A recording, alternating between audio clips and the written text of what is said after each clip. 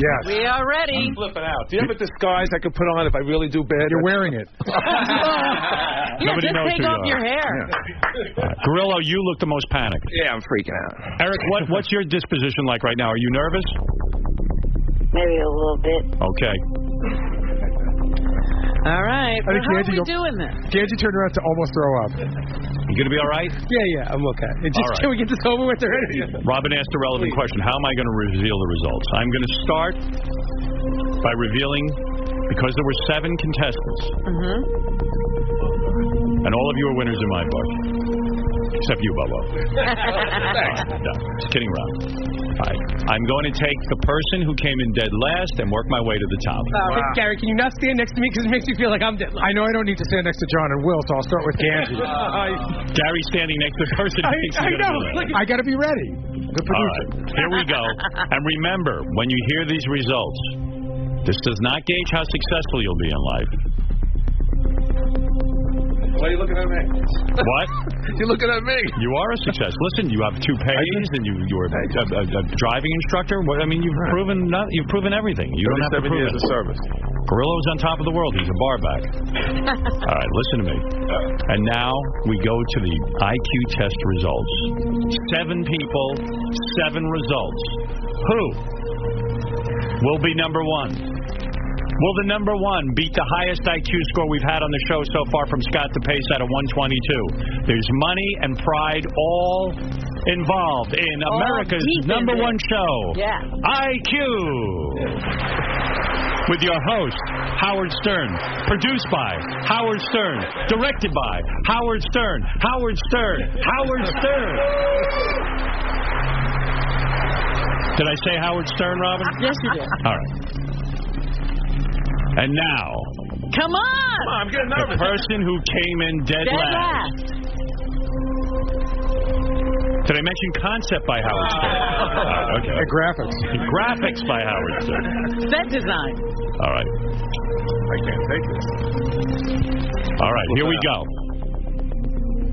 I've now looked at the... Hey, wait a minute. How come we could Have you seen all the results?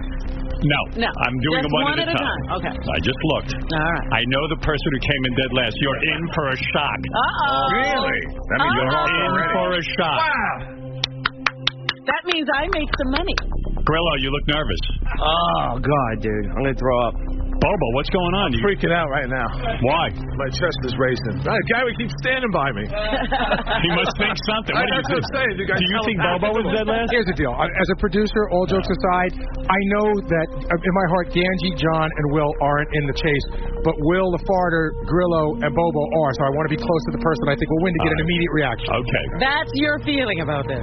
The person who came in dead last with a score of 87. Oh, I lost already. God. God, that's What? below dullness. What? Isn't that below dullness? No, that's right in dullness. That's normal That's a average retard. intelligence. Dr. Sid, what is 87? Would that be dull? No, that's the low average. Below average. I'm looking at a different scale. Yeah, the chart Low here average. says 84 113 or 85 115. Yeah. What does it say for 84? Normal or average intelligence. Oh, That's on one scale, and on the Wechsler classification, it's 85 to 115. I see. So you would say it's below. I'm looking at the Lewis Terman, which it's is the- 80 to 89. It's the lowest end of normal. average. All right, so it means one person came in the lowest at a score of 87. Who is that person? So great. Every time I look at like Grillo or Bobo or Will, like they all just all start freaking out. 87.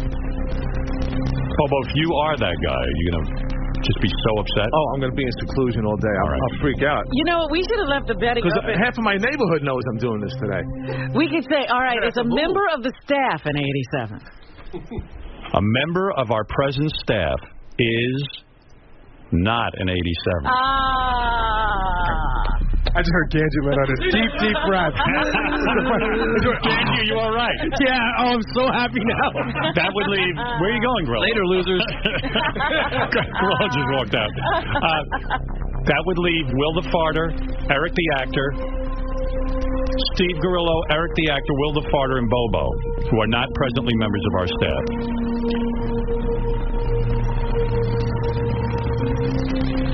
Will the Farter, it's not you.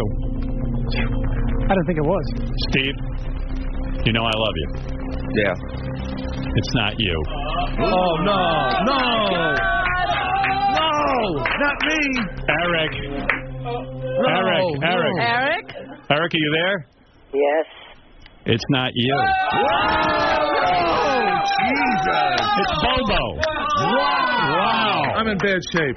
What's going on? Talk to us. Oh, man.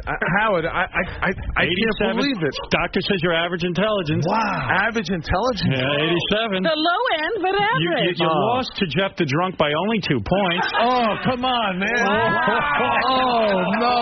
Wow. Shit. Oh. Only 2 points, and you beat Wendy the retard. Oh, and you Feel good. You're not the lowest You beat ever. High Pitch Eric.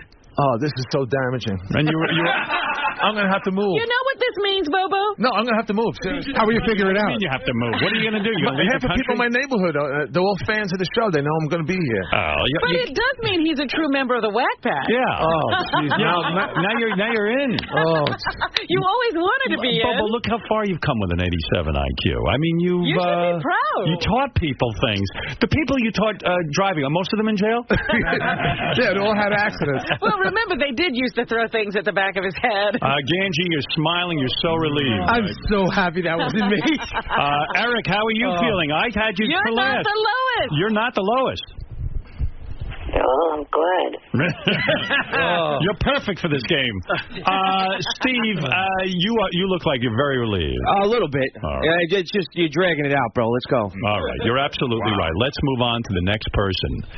Will the Farter, congratulations. A lot of people thought you were going to be way down there. I believe that you were not. I know you. I see you got intelligence. Anyone who farts the way you do has to know something. There's a calm, confidence that he has. I think he might have done better than everybody else thinks for some Let's reason. find out. Bobo, I know you're reeling right now. Yeah. All right. Do you need some water? Yeah, I think All right, Gary, give him some water. What was Bobo's score again? 80 what? Xanax, too. Yeah. 87. Give me some water, too, please. What do you think? Someone help out Will. He's getting nervous. They say on this scale that Bobo could be an unskilled worker. Can't believe it. Bobo, it says you could be an unskilled worker. No, Don't you feel good? in my profession, I was tops. I still am. I'm glad I didn't learn to drive from you. Oh, Jesus. No wonder there's so many wrecks. You think the National Safety and Empire Safety Council is listening right now? Are you kidding, Bobo? There's probably all kinds of government programs you can get on now. This is a boom to you. Are you kidding? You probably get free money. Yeah, right. All right. Anyone shocked? I think I had bets. I am. I'm surprised. I thought Eric won some money so far. I think you did. I had him in high 90s, Howard. I had heavy money that Eric was lowest, didn't I? Yeah, Fred took the under on Eric. Yeah. Well, I lost immediately when it was at Fred 87. lost to you and Sal 50 No, bucks. I lost 50-50-50. One Right, for to me Robin. too. But Howard, you lost your bet that Eric would finish last. Yeah. So you owe 50 to Benji and 50 to Robin. All right. We're going to have to settle up. See, already Ralph's making money. I thought I had in on that bet because I didn't think Eric. You wish you had it. No, you did. All right. The person with the next lowest IQ. Who will it be? The person with the second lowest score. A score of 99. He did not break 100. 99. John Hine. Yeah. It's not you. Thank God. All right. What did I say about Ganji? You said that Ganji would what? Not crack 100? I told you wouldn't beat Sal. He wouldn't beat Sal. Yeah. Person with a, oh boy, I'm sorry to say this. The person, Ganji, with the 99 is not you. I love my Ganji. What's the matter? Are you wrong? Oh, you got him out of order. I threw him in. You screwed it up. Oh, what are you doing? What are you doing? Don't do this. If Will were in charge, this wouldn't have happened. All right, I got it. I went and added Eric and one. All right, I'll fix it. Jason fucked up. What? No, you're the lowest. No, You're the lowest. that was right. You're the lowest. You sure the rest of this is right? Oh, God. Well, Yes, the rest of it's right. All the numbers are right. I just put somebody out of order because I had to So the numbers are right. Okay, Everyone's number is correct. All right. are you in the right order again? The person who has... We got some staff. Jason, you were definitely not going to be the producer. I will. Does that mean I'm in? We haven't seen your IQ yet. I Maybe don't care. we can't leave it to Will either. All right. The person with the second lowest IQ of 90. There was a mistake made in the number. It's 90. It is not 99. Okay, that's all right. There's a 99 in it. It's a 90. 90. A 90. Nothing to be proud of.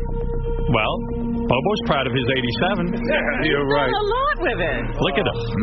A person who was second to the lowest with a score of 90. Only 3 points higher than Bobo, but yet beat Bobo.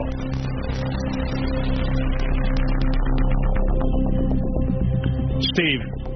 Joe. Everyone says you're kind of dull, right? Yeah. Well, it's not you. Wow. Wow. Okay, so It was. here we go. It is. Is there a person on the staff? It is a person who is not on my staff. Will, you're shaking your head. It can't be me. It's Eric the actor. Wow. Eric, not bad. You did a 90, Eric. How do you feel? That's good. You beat Jeff the drunk. You beat Jeff, and with your handicaps, which You're probably smarter. Dr. Randy, you say Eric could have even scored higher if he didn't have his handicaps. Is that correct? Oh, maybe Dr. Randy's on hold. Hold on. Dr. Randy, hi. Hello. Yeah, you're saying because Eric has his handicaps, he might have even scored a couple extra points, right? Yeah, I do believe he would have scored higher on the block design and the coding and the symbol search. Okay. Okay. So the manipulating of the objects was a little bit difficult, and the holding of the pencil could have held him back. So. All right. So you're saying that how many point spread would you give him? Would you say that he possibly could have gotten higher? I still think he would have. I don't think he would have broken 100, but maybe 3 to 5 points higher. Wow. Okay. All right. All right. Well, Eric, how do you feel about that? I guess it's a reasonable number. You beat Wendy the retard. You beat high pitch Eric. And you're in the normal range. And you beat Jeff the drunk. You beat Jeff the drunk, and you beat Bobo. And Bobo. What, Bobo? I am so wrecked. You thought you were going to beat Eric, didn't you? Yeah, I really did. And Eric could be a semi-skilled worker. I thought it was like in the hundreds somewhere, at least 103. You could be a driver's ed teacher, Eric. Eric, you shocked me. You came up pretty good. Did I at least do well enough that Robin didn't lose anything? I think you did. I think you served me well, at least against Fred. Right. And by the way, if it makes you feel better, you wiped me out. I'm pretty sure. Did I say high or low on Eric, on the high-low? I don't think you took that bet. You said... I said he would be high, didn't I? I think I won money on Howard, him. yeah, you did. You said that Eric would be or would lose to Will the Farter. And you bet $100 with Robin. Oh, good. So you win 100. Thank you, Eric. Howard, the whole thing on this that's really weird is I'm not surprised at Eric's number. That's probably around. I'm just so surprised at Bobo's number. Yeah, me too. Wow. I mean, I thought Eric would have been shocked. I am. I thought Eric would have been about that low, but I thought Bobo would have been in the mid to high 90s. Well, Eric, you are a winner of sorts today. Congratulations. And, your spread against Bobo could be even higher. Right. All right? Right. Okay. Eric the actor, everybody, coming in with a respectable score. All right. All right. Now where do we go? Ooh. Okay. Now let's get back to the game. We're going to go to the person with the third lowest score. This is the score of 99. Oh, boy. Still not breaking 100. Steve, who do you think it is? I think it's me. Will the Farter, who do you think it is? I think it's going to be a surprise. Who do you think it's going to be? Is it somebody on the staff? Somebody on the staff. Is it possible it's you? No, it's not me. So somebody on the staff, Will is saying, is a 99. Ganji, who do you think it is? Probably Steve. You think It sounds. Yeah, I mean, I think I got at least around 100, 101. 102. Right. Okay. That sounds about what I did, I think. So I already told you it's not someone on our staff. Oh, okay. Right. So the answer is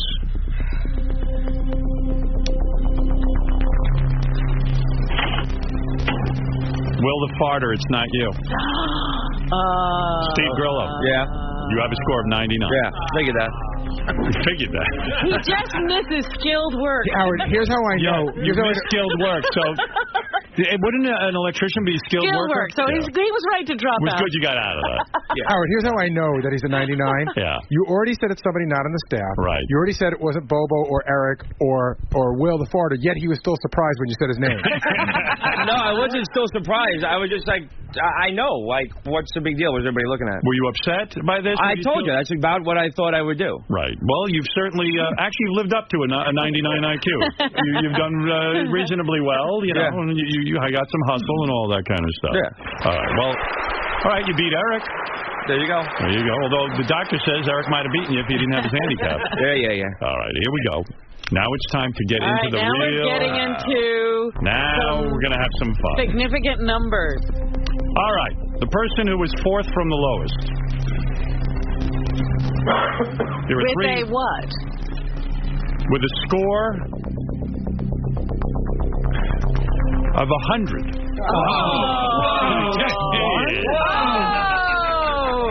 Come on. Go over and take the hand of who you think scored right next to you. All right, let's get into it. Now, the only people left standing. So if Gorillo got a 99 and Eric, the actor, got a 90, and Bobo got an 87, there isn't much of a spread between you guys. Yeah. Oh, seriously, I quit. Ganji, your worst nightmare would be to lose to Sal, right? Yeah, well, not to lose to Sal. I mean, I don't want to lose to Sal. You want more than 100. Yeah, and to lose to Will the Farter would really freak me out. Well, you're reasonably confident that you got over 100, right? I believe I did. Yeah. Is John Hine worried? Or John, are you worried at all that you got 100 IQ? No, I don't think I got 100. Will, are you? I mean, there's only 4 of us left at this point, so it could be. It could be, absolutely. All right, I'm going to get this one over with quickly. All right. The person who was a whole point smarter than Grillo. Significant. The person who came in fourth from the lowest with an IQ of 100. Will Murray, why are you biting your hand? Why are you biting your hand? Because, man, I'm nervous. I'm nervous at this point. Okay, Ganji. What? I'm really nervous. Ganji. Please don't. Good news. Oh, come on. Just fucking spit it out already. It's Will the Farter. You're an idiot. Will, you had me convinced you had a high IQ. Now let me ask is the other guy on the line still? Yes, Dr. David Sitt. What parts did I do bad on? Dr. David Sitt, do you know Will the Farter? Can you tell him where he needs work? Where did he Give fall me some down? background on Will. Will walks into my office and says, Doc, I got to tell you, I slept 45 minutes last night. I had a couple of shots before I went to bed. Oh, my God. And he walked in with an energy drink that was maybe a 16-ounce energy drink. Right. Howard, that bet just cost you $300. Wow, Will the Farter had me convinced. Why? Because he was so confident. And he said he took an IQ test online and he got 120 something. There's a 27-point difference in what he got online and what he got in life. Right. Can't trust those online IQ tests. They're 5 questions, and they're not even close to It was more than 5 questions. Yeah. What was his worst sort of skill? You don't have his test in front of you, do you? I do have his test in front of me. Yeah. Like, where did he really screw up? Where did he show to be just almost ridiculously retarded? He actually tanked in the vocabulary area. Really? He had to define words. That was. But yet he uses vocabulary every day in his occupation. He is, after all, a phone sex guy. Brutal master. He's brutal master. You're saying brutal master has a limited vocabulary. I'm saying brutal master just couldn't get it. Oh, brutal master. Yeah. All right. Well, Will, you look a little down. It's like if I had like more sleep that day, I probably would have done better. But some of the words, that's the only thing I tanked on, I think, is just the vocabulary. Vocabulary and some of the information, like, I'll ask you one question. Who wrote Hamlet? Do you know the answer to that? I do not know that. Oh, my God. See, that's a pretty easy one. No, well, see, the ones that really got me was the one he said the similarities between a fence and an anchor. All right. For some reason, that wasn't just, coming off. No. That you couldn't figure that one out? Well, the only thing I can think of is maybe they're both like they both hold things together, I guess. Hold things out. Well, That is like an anchor. No, they both hold things down. Well, what about like maybe they're both made out of metal? Well, I thought that too, but I thought that was too stupid for the. I honestly thought that was smarter than the test. You overthought the test. Well, Brutal Master, when I call you on the phone for phone sex, I want you to humiliate me with simple words, not complicated. Humiliate me by saying I've got a 100 IQ and I'm beating you. All right, Bobo, you did not. Bobo, as much as you want to laugh at Will the Farter, you did not beat him. No, I know. That's right. Okay. Still reeling over. All right. You're still really having a hard time, but don't worry about it. You didn't do so poorly. Howard, you have to feel good that only staff members are left at this point. There are 3 staff members, and now what we're and really. Thank God, at least you're over 100. At least it says something about me. I've hired some reasonably intelligent. Yeah. Because above 100, you're at least a skilled worker. All right. Now the real information's coming out. We have 3 people left, and really what we're trying to find out is Ganji smarter than I think he is? I mean, here's the guy who sent porno to my child's second-grade teacher. And what did you think? You thought he was below a 102, right? I believe Sal Gubinale will beat him. Everyone seems to think Will Murray, our associate producer, is some sort of genius around here. I got a lot of money riding on that. And there might be some sort of surprise here. Everyone is saying John Hein is smarter than Scott DePace. Finally, someone's going to shut up Scott DePace about being the smartest. Please. You say you feel confident now. I'm feeling more confident now. More confident. Shut up, Baldy. And now, let's find out go. our 3 staff members who are very brave to take this test. It can be very, very nerve-wracking. You've got Mike Ganji, who's been with me how many years? 20 years. Will Murray, how long you been with me? Almost 10. And I saved Will's life when he was very young. You did do that. That's right. Absolutely. Only 10 years you've been with us? Well, I started as an intern in 2001. Okay. But you've been here. It seems like you've been hanging around here forever. No, way too long. John Hein, everyone says John's the smartest. John made the website Jump the Shark. John knows everything about television. John. John's feeling a shitload of pressure right now. Here we go, boys. I'm going to take a look first. What's the next number? All right, here we go. The next number, Robin, is 110. So all 3 of you beat Sal.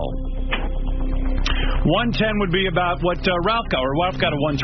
Right. Yeah, and that's professional and technical. JD was a 106. Ralph was a 112. JD was a 106. So the person who is 4 points smarter. Now here comes a big surprise, because I know you're all sitting there thinking it's Ganji.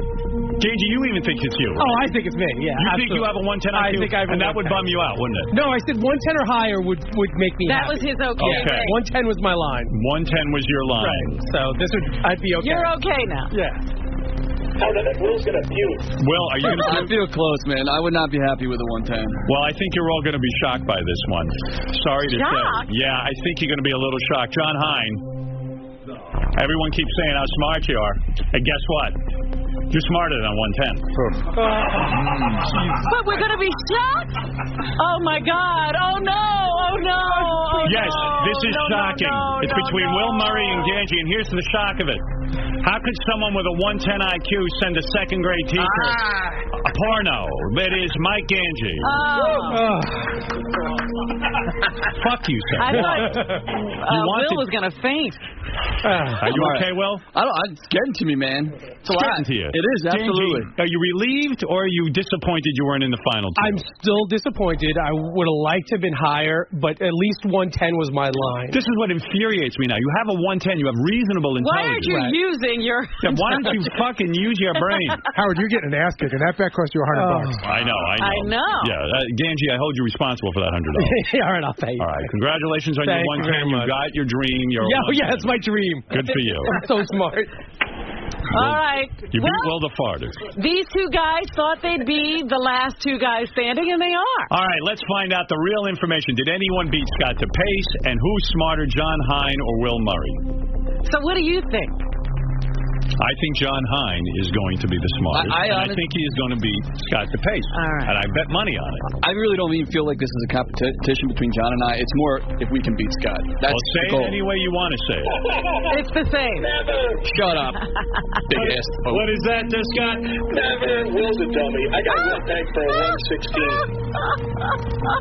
Wow, he is right, just let's find out. amazing. You say Will's a dummy in 116. 116 and John High at 120. I like that DePace was gloating before that he beat 4 members of the Whack Pack that couldn't break 100.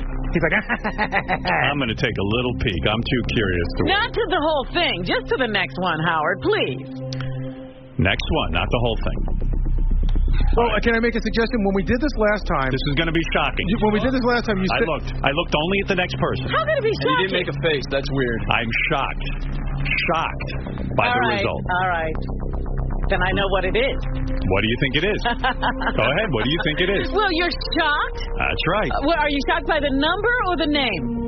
I don't have to tell you why I'm shocked. Oh, no, then I'm not guessing. Now you have to guess. All right. I find it shocking. What is the number? Will you tell me? All right. The number is 121, tied with Gary. I think I lost the bet already with that fucking DePace. 121. I think I know what it is. One of you is dumber than I am. Oh, shut up, Scott. That might mean someone's smarter than you, Scott. Scott is right. One of you is dumber than Scott DePace. But here's the thing. Who do you think it is? Do you think it's John Hine or Will Murray? You said you were shocked. I don't know what you're shocked by. I don't even know what I'm shocked by. I'm shocked anyone would take this test. That's what I think I'm shocked by. All right. Oh, God, would you just tell us who it is? I think I'm in shock that I've got like 4 more shows to go, and I don't know what I'm doing. I'm not. My mind's not even here. I'm shocked about a lot of things. All right. All right. Let's see. Who do you think the 121 here is? First of all, we now know that will be the producer if anything happens to Gary. That's because right. he beats Jason. Yes. We knew that when Jason gave Howard the wrong list. All right. The person, brutal master. All right. The person with a 121. Everyone is looking on. Will you both be satisfied with a 121? John, would you be satisfied with a 121? No, but I think it's me. Because I do think Will did better than I did. Will, would you be satisfied with a 121? I'd be a lot happier if it was a 122 or 123 and beat that stupid punk director. All right. All right. I'm looking at Bobo. He's wondering where he is right now. Bobo, this is a radio station. Could we get someone to help Bobo out of the studio? Bobo, I didn't realize. I should explain things to you. This is a radio show. Here we go. Here we go. Hey, Eric the actor, aren't you glad you beat Bobo? Yes. Yeah, exactly. Eric's going to be able to get on the internet today and brag. Absolutely. You made one guy very happy, Bobo. All right. He beat several Wagpackers. He did. All right, here we go. Hey, Eric. I see two very happy. Well, at least Will is really I'm just happy. laughing at Jason because Really he can't happy. even control himself. Jason's upset because you at least beat him by quite a few And points. got a job. Eric, I'm going to ask Eric the actor, who do you think is smarter, John Hine or Will Murray? I'll go with Will. Yeah, that's my man. Okay. All right. The person with a 121 came in second place, nothing to be embarrassed about, tied with Baba Booey. 121, nice score. Nice score, but does not beat Scott DePace, the current reigning champion of IQ.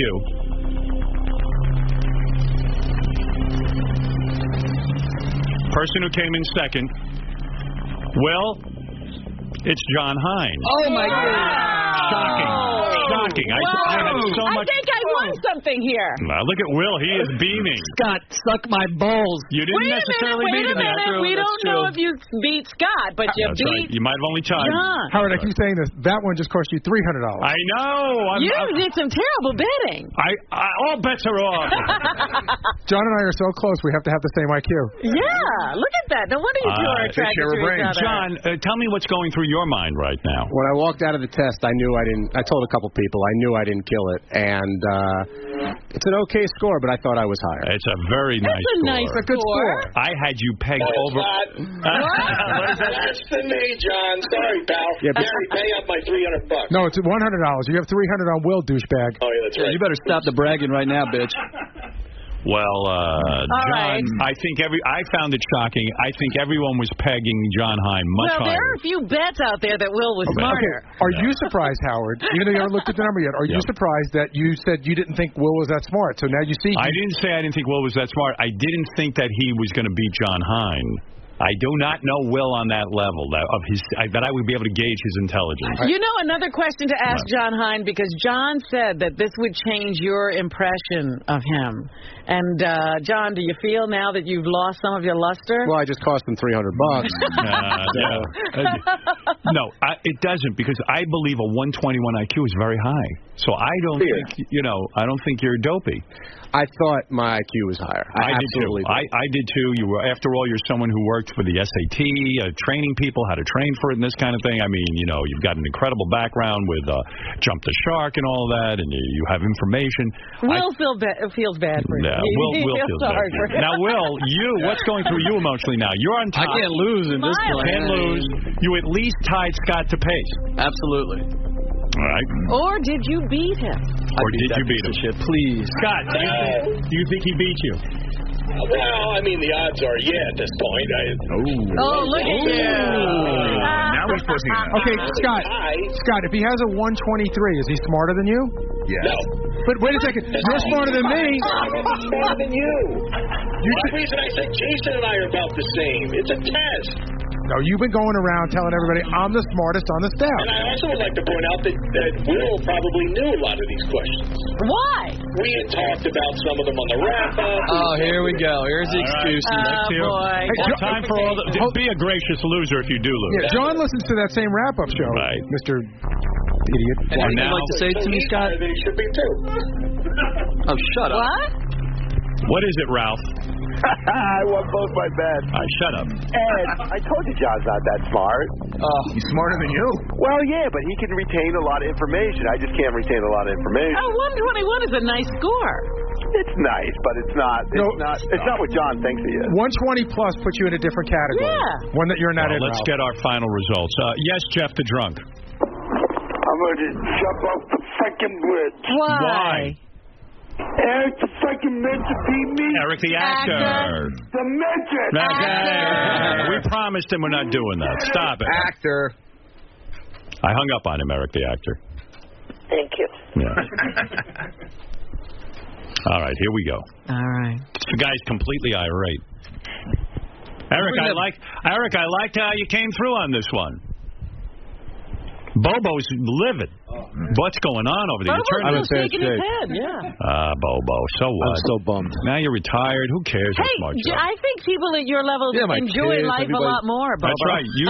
You don't have to worry about that. I look at him now and I see an overachiever. Exactly. I see a guy who really made something out of his life. You didn't see those. Well, that I did, but on this part, you have a brain the size of a pea, and you really fucking came out of it with you should feel very proud. You have a family. You have a life. I mean, come on. You had a job. Well, Dr. Sid did say this is a small spectrum, right? A small area. You're intelligent in other ways. Aren't you the guy who has a big shrine to me in his basement? That's right. Exactly. How many guys can put that together? All right. All right.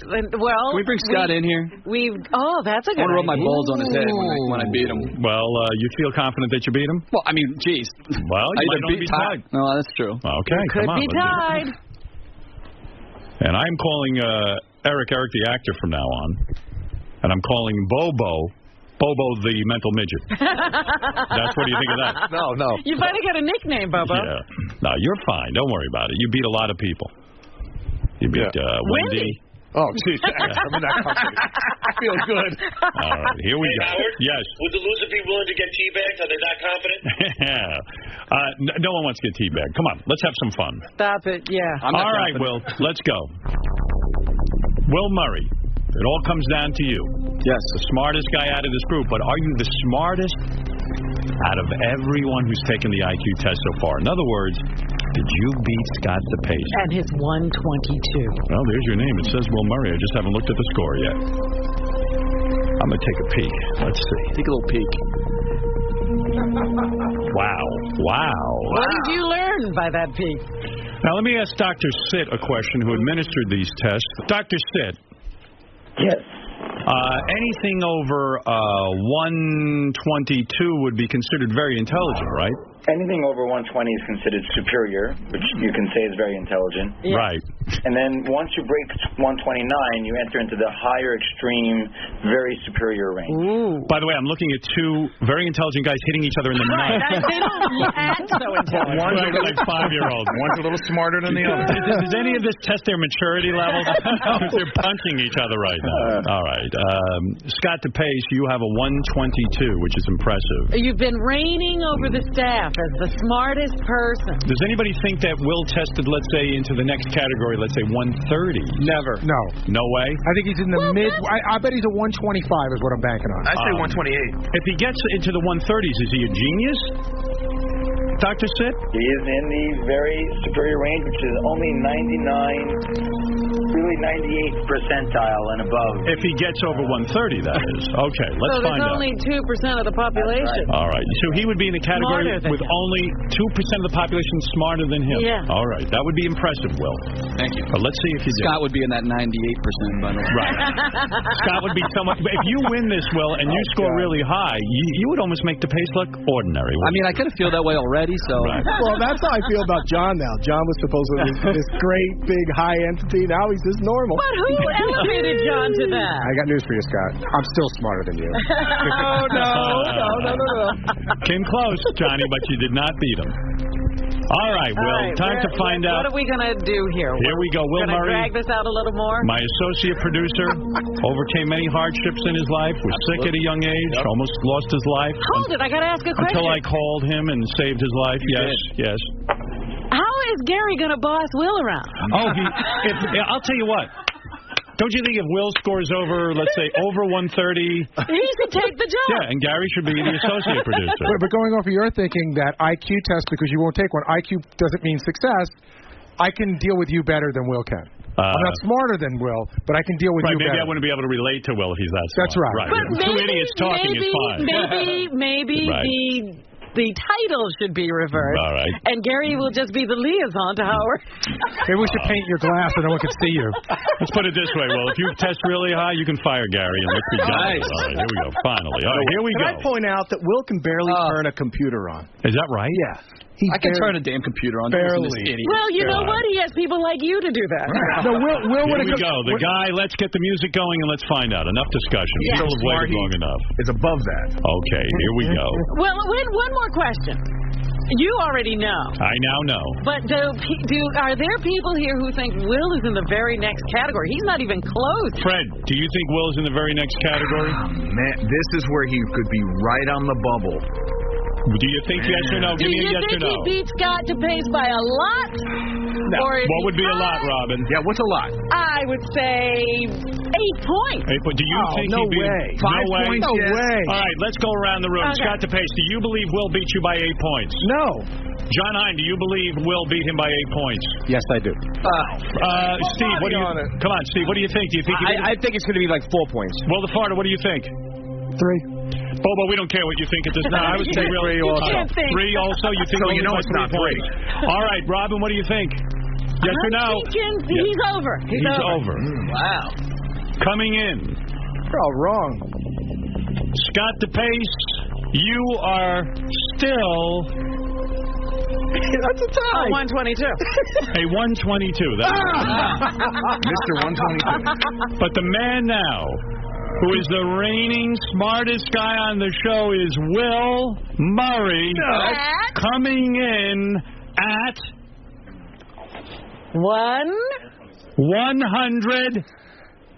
130. No way. 130. That is significant. No way. Eat it. That's significant. That's what's Oh up. my God. Hey, almost time. What I'm an just next to a underachiever genius. he is. Beat you by 8 points. Wow. And you by 9, Joe. I don't care. You care. Wow. Hey, I'm speechless. Like a What, genius. Bobo? Answer the phone. I got him answering the phone. I got a guy with a 130 IQ answering the phone. Thank God. And he's happy about it. He loves it. What do you think of that? I thought the whole test was retarded to begin with, and now it clearly says he's an exactly. intelligent person. You don't know how many times he told told me he said this test does not matter. It's stupid. Well, you did. And Well, now I guess it it does matters matter. now. Scott DePace, it was nice being the smartest guy, wasn't it? Yeah, it was. Nah, So I'll admit it. Will beat me. 130. That's impressive. It's a resounding win. You know what? Scott didn't even have that much to crow about because he was 1 point ahead of Gary. Yeah, I got a lot more than you. Take the test. This is bragging rights. Nice. Take the test, Robin. Anything you'd like to say to me? Rights. I just said it. Congratulations. That's great. And I am what? I can't do that. Come on. You can say it. No, I can't. I'm a better golfer than you are. I can't say it. Will Murray, congratulations. Thank you very much. An impressive showing. Would like to thank, first of all, Dr. David Sid. I would also like to thank, I don't know the doctor's name who did Eric the actor. Randy. I would like to thank Randy. Eric, Dr. Randy. Eric, I am very proud of you for participating and glad you did. And look how well you Eric. did. Are you pleased, Eric? Yeah, I mean, I wish it could have been in the hundreds. Right. Well, listen, think how Bobo feels. What is it, Bobo? Do you have anything in the prize closet? Sorry. What is that? Do you have anything in the prize closet to take away this humiliation? Bobo, even a prize won't take away that humiliation. You might as well not waste your time. You can't wash that away. You can't wash that. You did fine. You'll be all right. Ganji, surprisingly absent, ran right out. Couldn't take it. Well, he's directing for me. I think the most bummed person is John Hine. John Hine's taking it hard. I see him over there. He wanted to win. He wanted to be certainly smarter than Scott DePace. Just average. Of course I wanted to do the best, but Right. I've said, and Will will attest to this, I've said all along, I didn't think I did that well, and I thought Will would do great, and Well, he did. thank you for taking the test. I thought it was a lot of fun.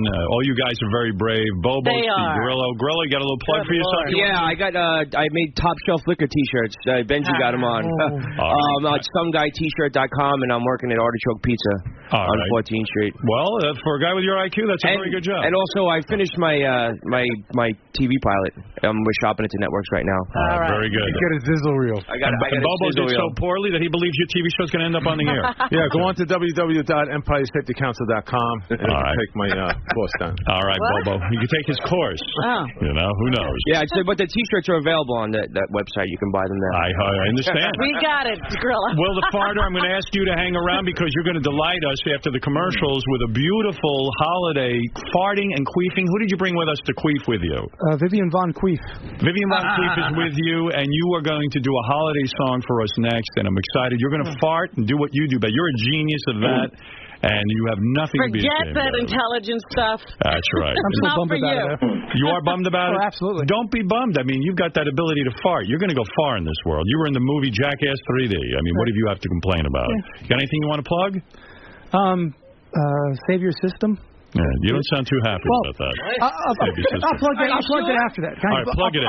You regroup and do what you're best at, and then get the plug in. That's the best time to give it. Scott DePace, what do you want to plug? Nothing. Plug his head. Plug his head? Oh, you mean hair plug? All right. Well, fair enough. Will, you're so smart. What are you thinking about right now? What intelligent thing are you thinking about? My mind's blank. Is it? Like a true 130. No, I don't know, man. I don't know how realistic this Only stuff is, 2% of the world is smarter than I don't believe that person. I honestly believe John is a smarter person than me. And Jason is on par. So I don't know what the test exactly measures. Enough of that gracious stuff. Get out of here. I'm being honest. Eric the actor. You're a dope, though. Howard, can I tell you how many times I've been to a baseball game with this guy and he gets drunk and out of control? He acts like an 85. That's because he has to blot out all that intelligence. He's probably lost IQ points, and he still beat you. That's right. Also, Eric the actor, anything you want to plug? No, not that I could think of plugging, but thank you for the money which will go towards Christmas shopping and fixing the laptop. All right, very good. What was the opportunity? Gary, can you tell me? Yeah. WWE wanted him to be involved in one of the events. So you think it's still open? I don't know. It was the event that Jeff was doing, and they had called the news department and asked about him being involved in that event. Would you do me a favor and check for Eric the actor and see if that opportunity could be available in the future? Because you'd probably like that, right, Eric? Yes, I definitely would. All right, Eric. Thank you, Eric. Glad this worked out. Also, I want to thank the wonderful Dr. Sitt for conducting these tests. Dr. Sitt, of course, can be reached at drsit.com. That's 2 T's on sit. And tune into his new radio show, The Sit Down, on WBMRadio.com. All of our... BMB, sorry, Howard. WBMBradio.com. Okay, and Dr. Sid, as you point out, all the guys can be proud. They are in normal intelligence range. Yes, they really were great. They came in with good attitudes, open attitudes. Except Will the Farter, he left me with, some... He had a bad attitude? Well, bad smells walking out. My step was not too happy as he walked. Really? He was blasting when he was in there? Blasting. There was all... It was. You farted during the exam? I don't recall if I did. Bobo, you're still in average range. Average? You were not retarded. Yeah, well, like I said, I worked for 37 years. I'm retired, so I got that going. But there you go, pal. I mean, come on. Just take off the toupee and everyone will think you're a lot smarter. Did you get your bathroom key, Dr. Sid? Yes, that's a great... I think how bad Bobo did. He took the bathroom key with him. No. He locked it in? Yeah, I put it in my pocket. The doors lock automatically. I said, I don't want to leave the key in here for the guy. And we understand that. It makes we got the key. Thank you. It was a little dirty when you sent it back. But... All right. Very good. Well, look at this really smart you supported me. That's what I like. I had the support, Robin. You got my back. Absolutely. And you did fine. Robin, are you going to look at Will completely differently now? I was the one who called it. Didn't you hear me? You did. Is he going to be 8 points higher than Scott is what I asked. And he was. So you've been saying it all along. I had this feeling that he was the smartest guy. What gave that away? What were the indicators? Maybe it's my superior intelligence. Sounds like it's test time for you. No. Grillo. What's that? You didn't beat Sal. Wait, give me the t-shirt. No, I didn't beat Sal. I didn't beat Sal, but close.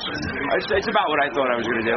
You edged out Eric the Midget and Bobo. Yeah, I edged them out. But you can buy top shelf liquor t-shirts on someguyt-shirt.com. That's the smartest thing I've done in a long time. Check them out. So does this kind of spoil your day and your appearance today? I know you still have to forge ahead and fart after this. Yeah, it puts a damper to my whole fucking day, but I'll get over it. I feel like I should take the whole thing over. You went into this thinking, you'd taken an online test, 127. You're thinking you're in the 120 range. Well, if you figure that the test is between like 180 is the top part, and people were getting 60s. I was looking at that thing over there. I would honestly thought that I was going to get between 115 and 125. Because honestly, I don't even consider that super smart. I'm breathing a little easier, but I'm very disappointed in my score. Why? I mean, a 110 was right about where you wanted to be. It was the bottom line where I wanted to be. I didn't want to be below that. So, yes, am I happy I hit my bottom line? But it's not the score that I was hoping for. I was hoping for, somewhere around like 118 is what I was hoping for. Now, I know it's not, the 110 wasn't, like you said, exactly what you wanted, but you beat Sal, which was a huge part of it. Huge part of it. Beating Grillo was a huge part of it. But still, 110, it's, I'm under Ralph. And, as much as I love Ralph, I feel like I'm smarter than Ralph. I'm a little bummed. Obviously, I wanted to do better. But when I came out of that test, I just knew I didn't kill it. And I didn't know what that meant on the scoring scale. After I talked to Will about it for a little while, I could tell he did really well. And I'm happy. I'm thrilled. I always said he's a bright guy. Am I disappointed in my score? Sure. I wish I had a higher one. Do I care about being DePace? Not really. I mean, I still know I'm smarter than DePace. And ultimately, what I keep telling myself is, this is a test. That's what I got. If I took the test tomorrow, maybe I'd do better. Who knows? So, it's tough. It's definitely tough. But I'm glad it was Will who kicked ass. First of all, I'd like to wish you the heartiest of congratulations. I had faith in you all along. Appreciate that. Would you like to take a little victory lap? You talk to Scott, is what you're saying? Basically, I was saying maybe make a stop in the Howard TV control room. Unless they're in the middle. Genius coming through. I cannot say that I'm smarter than Will. I would admit that. I cannot say. So what would you say? So what would that mean? We're probably tied. We're probably of equal intelligence. You're never going to get me to say that. And I'm a part. You say that I'm a better golfer than you are, and will always be. And what? Say that I'm a better golfer than you are. I'm not going to say will always be. I'll say you're a better golfer than me right now. was proven to significantly shorten the duration of travelers' You know, I'm not retarded. I'm not a genius. We all knew this. No fucking big deal. You know what I'm saying? Now, Bobo. Hi, Bobo. Don't even go there. No, not you. Can you look right in my camera? Yeah. I'm really bummed, man. I'm really wrecked today. You know, I think I'll have to leave my neighborhood. Really? It's that bad? Yeah, because I got all fans around me. You know, they all know I'm coming. I tried to hide it, you know. So this comes as a shock to you? It does. I thought I would at least be better than 102, maybe 103. I didn't figure this at all. Is this really going to crush your spirit for every time you call the show and every time you... Yeah, I'm kind of wrecked now because now I'm in a new category now with the whack package. And this is inevitably going to come up every time. Oh, absolutely. You call in. You do know what inevitably means, right? Yeah, in the stern world, you know, you're gonna get beat up big time, you know. Bobo, your sign, please. Let's have it on the contestants. Look at that. Oh, Jesus Christ!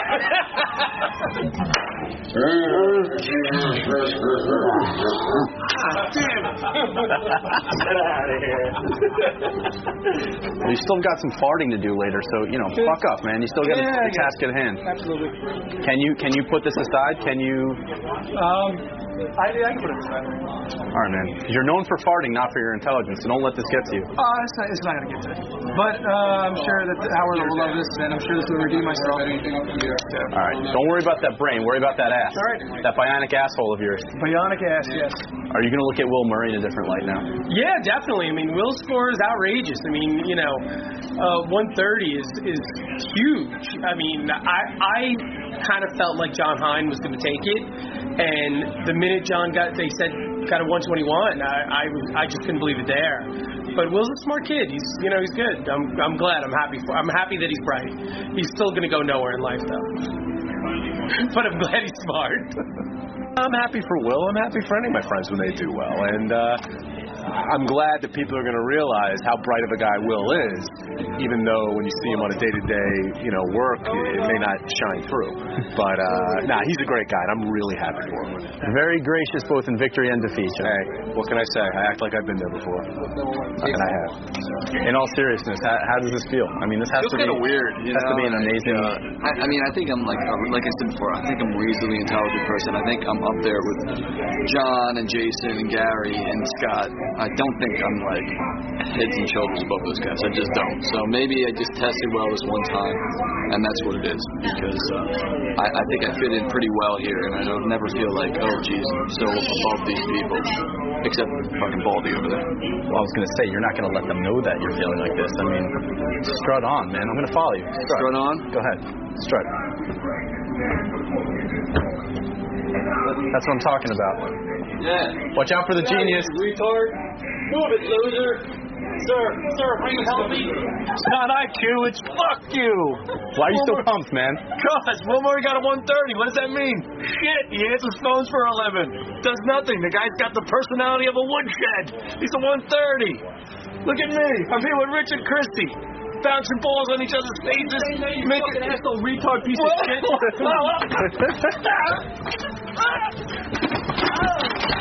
That was a very smart thing to do, right? See? Would a man with 130 do that? Now I'm going to sue this cocksucker and make a fortune. Well, you're picking on a retard. Here, well, here's one to give your IQ right here. Right here. Suck it. Get in there deep. Sound like Yucko. So you're excited about the results today? Yes. I won all the bets. I won 3 bets. Will's got a 130. Gary's as smart as Baba Booey. John Hine is as smart as Baba Booey. What IQ? Yes, I got it. Yes, I won all 3 bets. John Hine is as smart as Baba Booey. Is that something to be proud of? Are you kidding me? IQ, fuck you with your IQ. Fuck you, IQ, fuck you, IQ.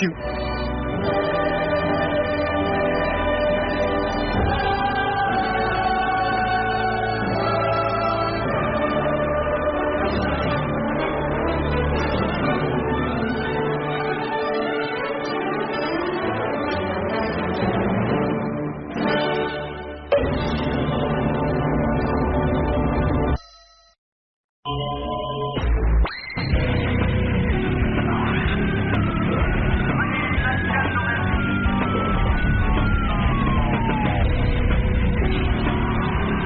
right. Good morning. How are you? Good. How are you? What's going on? New flick is out. Not yet. Oh, it's coming out. Yeah. Barnesburg. Right. So you excited to be back? I am. I can't remember the last time I was here. It was a few years ago. It was right around. I don't remember what it was for. I was trying to remember. It was your movie with M. Night Shyamalan. That's what it was. Yeah. And in the water. That's right. So you feel like a sort of a special bond with Howard. I do. You know, he was involved in the beginning of Earth, one of the more important parts of your career. Yes, indeed. Yeah. No, I think I have a career because of him. Really? Yeah. You give him that much credit? I do give him that much credit.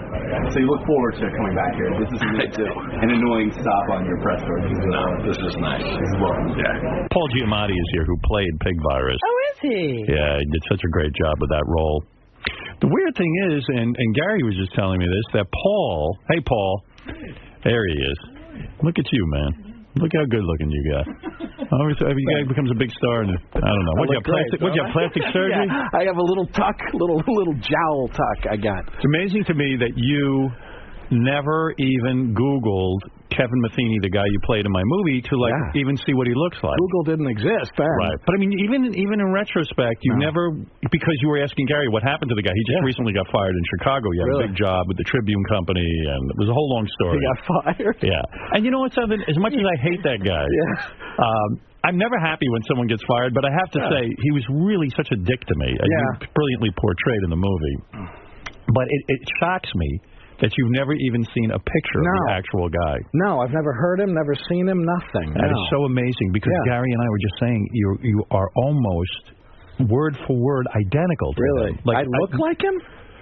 I don't know. I mean, you took on his look in the movie in a weird way. It just sort of happened organically, and I don't know. I still, to this day, can never figure out. Well, that's why you're a great actor. Where did you bring up that character? How did you create him? I don't know. All I knew was that I was supposed to have this kind of stupid Southern accent. Right. That's all. When I went in, Betty Thomas said to me, "Just do some stupid Colonel Sanders kind of accent," and that's what I did. So that's all I knew. And then it was really well written. So. But out of curiosity, why not look up what the guy looked like? I didn't know he was a real guy. Oh. I mean, I was familiar enough with your program that I knew there was a guy, but I didn't realize it was that guy. So I didn't think I was supposed to look up him. You thought maybe it was a compilation of people? I thought it was a bunch of guys. Right, the typical bad radio guy. Exactly. No, but there's an actual guy, and you nailed it completely. And I just wish one day you'd see him. Well, I will listen now. to him.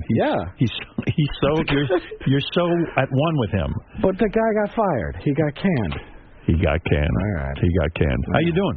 Good. How are you? Yeah, everything's going well for you, right? I guess so, yeah. Everywhere I turn, it's Paul Giamatti, man. Yeah, I guess so. That's fine. You know, I was the one thing, like I hear, things about your career going on as time goes on. Yeah. The one thing I was absolutely fascinated about was that you were somehow tapped to replace Sean Penn in the Three Stooges movie. There was going to be a Three Stooges movie. Is there any truth to that?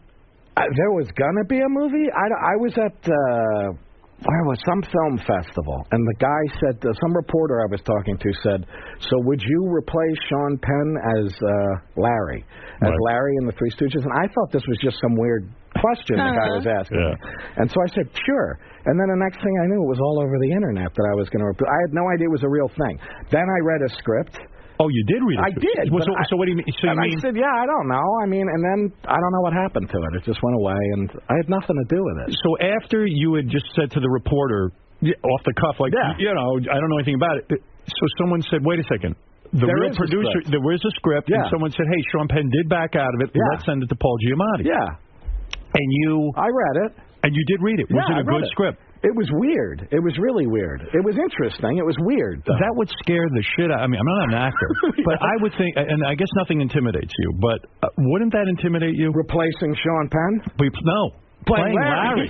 Not replacing Sean Penn. In fact, both. Replacing Sean Penn, but Larry, and I was like, Larry's the hardest one to play, too. Yeah, I mean, the voice. It's the whole thing. I don't know how you'd play Larry. But for something like that, you would have to go back and watch Larry, wouldn't totally. you? It's not like the Pig Virus thing where you have to go back and watch the guy. Yeah. You would have to become a mimic and get the Larry thing down. Yeah, which would be hard. Because the other two guys would be easy, but Larry would be hard. Why do you say the other two guys would be Because they easier? got more of a thing going on. I mean, Mo's got the kind of angry. He's got the. Yeah, he's got the kind of thing. And Curly's got the whole crazy thing. But Larry doesn't really do anything. I mean, Larry doesn't have much of a personality. I mean, his thing is that he doesn't have a personality. There was a guy who... So it's really hard to nail him, and his voice is hard, and, you know. There was a couple of years where we had a brilliant comedian. The guy's name is... what's the Billy guy's name? West? Billy West. Oh, yeah. Billy West did Larry. Well, he's the guy who does the famous Larry. He does the Larry impression on him. yeah. We used to do it on our show. It was brilliant. Right, yeah. And so, you know, I always thought that was so unusual because who could do Larry? Because Larry's so nondescript. Exactly, yeah. And yet there is a Larry... No, he does it amazing. He does. So suddenly you would be called upon to be Larry. Believe me, when I read the thing, I thought, well, let me just see what the hell it would be like to try to do Larry. And I thought, I can't do this. This is fucking impossible So, to do. Yeah. I was like, he's got the nasally thing. I couldn't do it. So what do you do? Did you rent the DVDs of all the Three Stooges? I think my kid had some of them. Had some Three Stooges. Yeah. So do you sit down in a room by yourself? I sat down in a room by myself. And you stared at the screen. Yeah. Were you a Three Stooges fan as a kid growing up? No, I didn't. They creeped me out as a kid. Really? It was only when I got older that I liked them. Yeah, when I was in my 30s that I liked them. So let me understand the process, because I would sit there and go, I would give up. I would just say, I can't play Larry from the Three Stooges. That would be an impossibility. You say there's no challenge, like there's no challenge too big. Do you ever? I would say that, and I would try to do it, but I might look like a fool trying to play Larry. That I don't know that I could do. Would you have said? So after you came out of the room of watching the Three Stooges and attempting to play Larry, I would have moments where I felt like I nailed it, and then it would go away. Okay. But I'm just doing it by myself. I wasn't doing it for anybody. So did you sign on at that point? Did you say to them, no, I yes, never I will signed do it? on. I read it, and I thought, this is interesting, and then I don't know what happened. I got But you would have done it. If it was Jim Carrey playing Mo, I don't know. Benicio del Toro. I think I might be too scared to try to play Larry. Oh, you would be? I think I'd blow it. So that's a thing that would scare you. Like John Adams didn't scare you, but this would scare me. Because you're not a mimic, so to speak. You're an actor. Well, I don't know about that. I mean, I might be. That I don't think I could mimic. I'm not that good a mimic. But in a sense, when you played Harvey P. Carr, I had to mimic him. You mimicked him. But it was easier to do. Did you go to his funeral? No. Did you? But you. I thought he was done with him. You won't go to Kevin Matheny's funeral. You won't go to Harvey P. Carr. Anybody's funeral. Why did I your think? funeral? Why do you? Thank you. Yeah. Why do you think? I'll get you off the hook. You don't have to come to my funeral. Thanks, man. But why did you not go to Harvey P. Carr? I don't think I even knew when it was or anything. I mean, I never even heard much about it. Did you get close to him when you played him? Not that close. Oh, you didn't. Well, it's weird. You're playing a guy, and it's odd. Yeah. You know? And he was a nice guy. I really liked him, but you know. When a guy like that dies and you play him in a movie and you get a claim, do they start calling you for quotes about Harvey P. Carr? They started calling me for quotes. Lots of people sent me condolences. Like you died. Yes, it was like I had died. Your like husband died. Yeah, my husband had died. It was really Do you weird. go through any of that weird stuff as an actor? Like, oh my God, I played him and now I feel like there's a death in my life. No, I didn't feel like there was a death in my life, but I did feel like it's weird I played this guy and everybody associates me with him. Would you ever have gone to, let's say you had gotten the Larry part, would you go to the funeral of Harvey P. Carr as Larry to stay in character? Yeah, I might. I'd have to do that whole kind of Daniel Day-Lewis thing and stay in character all the time. Are you one of those actors that stays in character all the time? I don't recall you doing that in private Did we parts. even see him when he wasn't? No, I wasn't. Yeah, I was so busy looking at all the women on the set, I never even noticed Paul. I was barely there. I came to appreciate Paul after. Exactly. Well, I realize now when people are in the movies, actors talk about other actors, and they'll say, "Gee, working with Paul makes it easy." It does, because I remember doing scenes with you thinking, gee, I never had a problem with any scenes we did. You couldn't have a real reaction because he was so but you guys into the were easy role. to work with. I mean, that was one of the first movies I'd ever done, so you guys were really easy to work with. What movies had you done before you got the role in Private Parts? Not much. There's one movie I got to ask you about. Were you in a film called Thunderpants about a kid who couldn't stop farting? Yeah, that was after. That was after? Yeah, that was the big stuff. After Private Parts? Private Parts. That was my big move up. Thunderpants was about a farting kid movie. I thought it was before Private Parts. I figured after Private Parts you were set. No. There was a period of time. That was a couple of years after. So after Private Parts, it seems like in my memory you just became this big star. But it wasn't that way. You finished Private I Parts. got a lot of good work, though. Right. Yeah. But Thunderpants comes your way. And what do you play in Thunderpants? I play like a CIA agent or something. I'm not even sure what it is I'm playing. And you're a CIA agent who has to investigate Thunderpants? I gotta kidnap this kid and take him to NASA because they want to power a rocket with the kid's farts. It's a fart movie. Fart Man. It's a Fart Man. Oh my God. No, it's totally Fart Man. I never heard of this movie. It's British.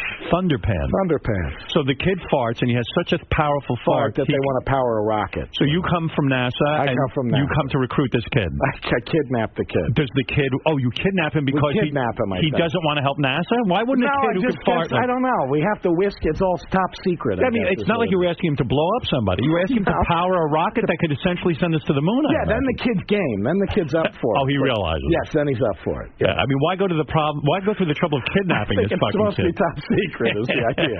Was this based on a real story as well? I don't know. Something happened with that movie. It never made it to the States. Can you imagine some maniac wrote a movie about a kid who could power a NASA rocket with a fart? British guy. It's a British What movie. an asshole. Yeah, kind of.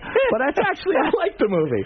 But I was very eager to do it. Yeah. And the reason I got it is the guy was a big Private Parts. Was he really? Big Private Parts. And did they pay you a lot of money for this? No. So your salary, what was the big movie after Private Parts that got you noticed? Got me noticed? Yeah, like what all of a sudden everyone was did talking I make about? more money for? Yeah, not didn't make more money for, but the one that, because all of a sudden you became like a big name. I think it was that the Harvey P. Car thing. Yeah. That was the big movie. I guess so. But you didn't get paid a lot of money for that. No, I didn't get paid anything for that. So what was after Harvey P. Car that was the big movie? I guess Sideways. Sideways. Right. Yeah, right. I didn't get paid for that either. Yeah. When did you get? What movie did you get paid? I got paid for Planet of the Apes. Did you? Yeah. Decent money. Pretty decent for me. What was the movie the last time I saw you? You were promoting the movie. The M. Night Shyamalan movie. That's when I was here. You were here. Right. Okay. Yeah. It was the woman in the pool. She's a fucking. The one movie that. What was Lady it? in the toilet. Lady in the water. Lady in the water. Lady in the crapper. Right. Lady in the crapper. I imagine you were paid pretty good money for that one. Yeah, I think I was. So here this M. Night Shyamalan is on a roll. Every film he's doing is big. It's a big the thing. man made 6 cents. And no one pinned the bomb on you. I mean, it just was not a good movie. It was not a great movie. Yeah, it was all right. I mean, I liked it. Do you know right away that it's bad? Like, did you go to the premiere? Yeah. When was the first time you saw that movie? At the premiere, I think. At the premiere. You go to the premiere, you bring the wife, you bring your everybody, friends. all my friends. Yeah. And you're sitting there, and does it occur to you that the movie's not that great? I thought this is a troubled movie. this doesn't totally work. Yeah. You didn't feel it when you were filming it? Because you can't tell sometimes. No, I couldn't tell. No. Right. No. You don't know. He was great, and I had a really good time doing it. So, no, I couldn't tell. It's got problems. All right, so take me through this. Yeah. So he's like, M. Night is like your best friend on the set. I mean, you're really working closely together. Yeah. You're really bonding. I mean, he's smelling success. Who knows? This could be like Hitchcock and Cary Grant. And remember, this was the one. I think there was a lot of that thing. Right. It's like, we got to do another one. Scorsese and De Niro. Yes. Right. Yes. I think we talked about doing another one. This was the one M. Never happened. fought for. You know, he was fighting with the studios to get it done. Nobody wanted him to do it. And he's like, no, I'm taking this away because I know this is a great film. So you're working on it. Right. So you're making that. In fact, there'll be a Thunderpants 2 before Lady in the Pool. Yeah, absolutely. Right. So would you do Thunderpants 2? Sure. Yeah. I actually enjoyed doing that movie. So wait a second. So so you're there. Are you sitting with M. Night and everyone at the premiere?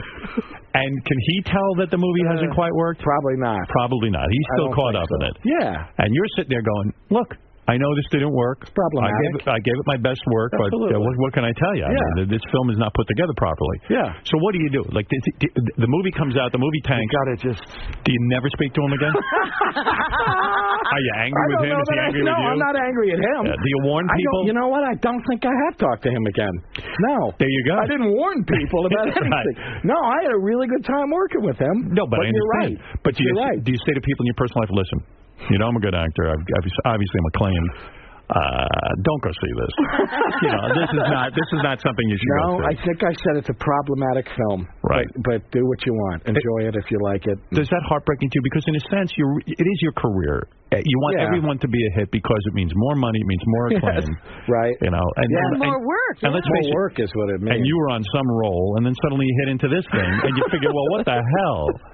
Yeah, no, because I had enough hard time anyway. Right. That it's not like it's, You don't view your career that way. You say, I really hey, don't. You're just going to keep acting. I'm just going to try to keep going. Right. So when you get a script like The Three Stooges and stuff, you're not sitting there going like, I don't know if this is a hit. I don't know if it's a bomb. I'm an actor. I got to keep working. Kind of, yeah. That's it. That's the philosophy. That is basically all I think about. Yeah, that's I'm right. lucky to get the stuff I got, and I look for good stuff, but who the hell knows? Because that's what I was going to ask. I mean, do you turn down, things that are obviously bad? Yes, I will turn down things that are obviously bad now. Yeah, but what that'll be, I don't know. Mm-hmm. Do you ever sit and say, I'm hitting the gym, I want to get a six-pack abs. Yeah. Because do you ever? You would never do that. You will never. I would do it only for health, for good health. Right. Other than that, I don't really care. What if they came to you and said, "Listen, Paul, we want you as Aquaman. We want you. We want you, but you got to get into shape. Yeah, I'd do it. You would do it. Yeah. And you'd hit the gym and you would do your thing. I would. Other than that, you're not changing problems. No, other than that, I'm not. But if somebody wants me to do something like that, sure. See, it's amazing because years ago they would call a guy like you a character actor. But meanwhile, you have surpassed everyone. You haven't had to play the Hollywood game. You're not sitting there like Burt Reynolds putting on a toupee. You're not sitting there in the gym 3-4 hours a day. And you're succeeding. I know. It doesn't make any fucking sense at all. Why can't you be Superman? That's what I want. I would love to be Superman. Why not? At least, what's his name? Lex Luthor. I could do that. Sure. I'd love to be Superman. Why can't I be Superman? Right. Why can't you? I could. Right, because listen, Robin, what were the odds of Superman coming from another planet and actually being this good looking? Why does he have to be perfect looking as well? Why does he look like a regular guy? It's ridiculous. So now that you did John Adams on HBO, that was a big deal. That was a big deal, right? You got the Emmy. I did. And as you even described to me, you said to me, if I ever win the Academy Award, I'm going to mention you, Howard. Yes.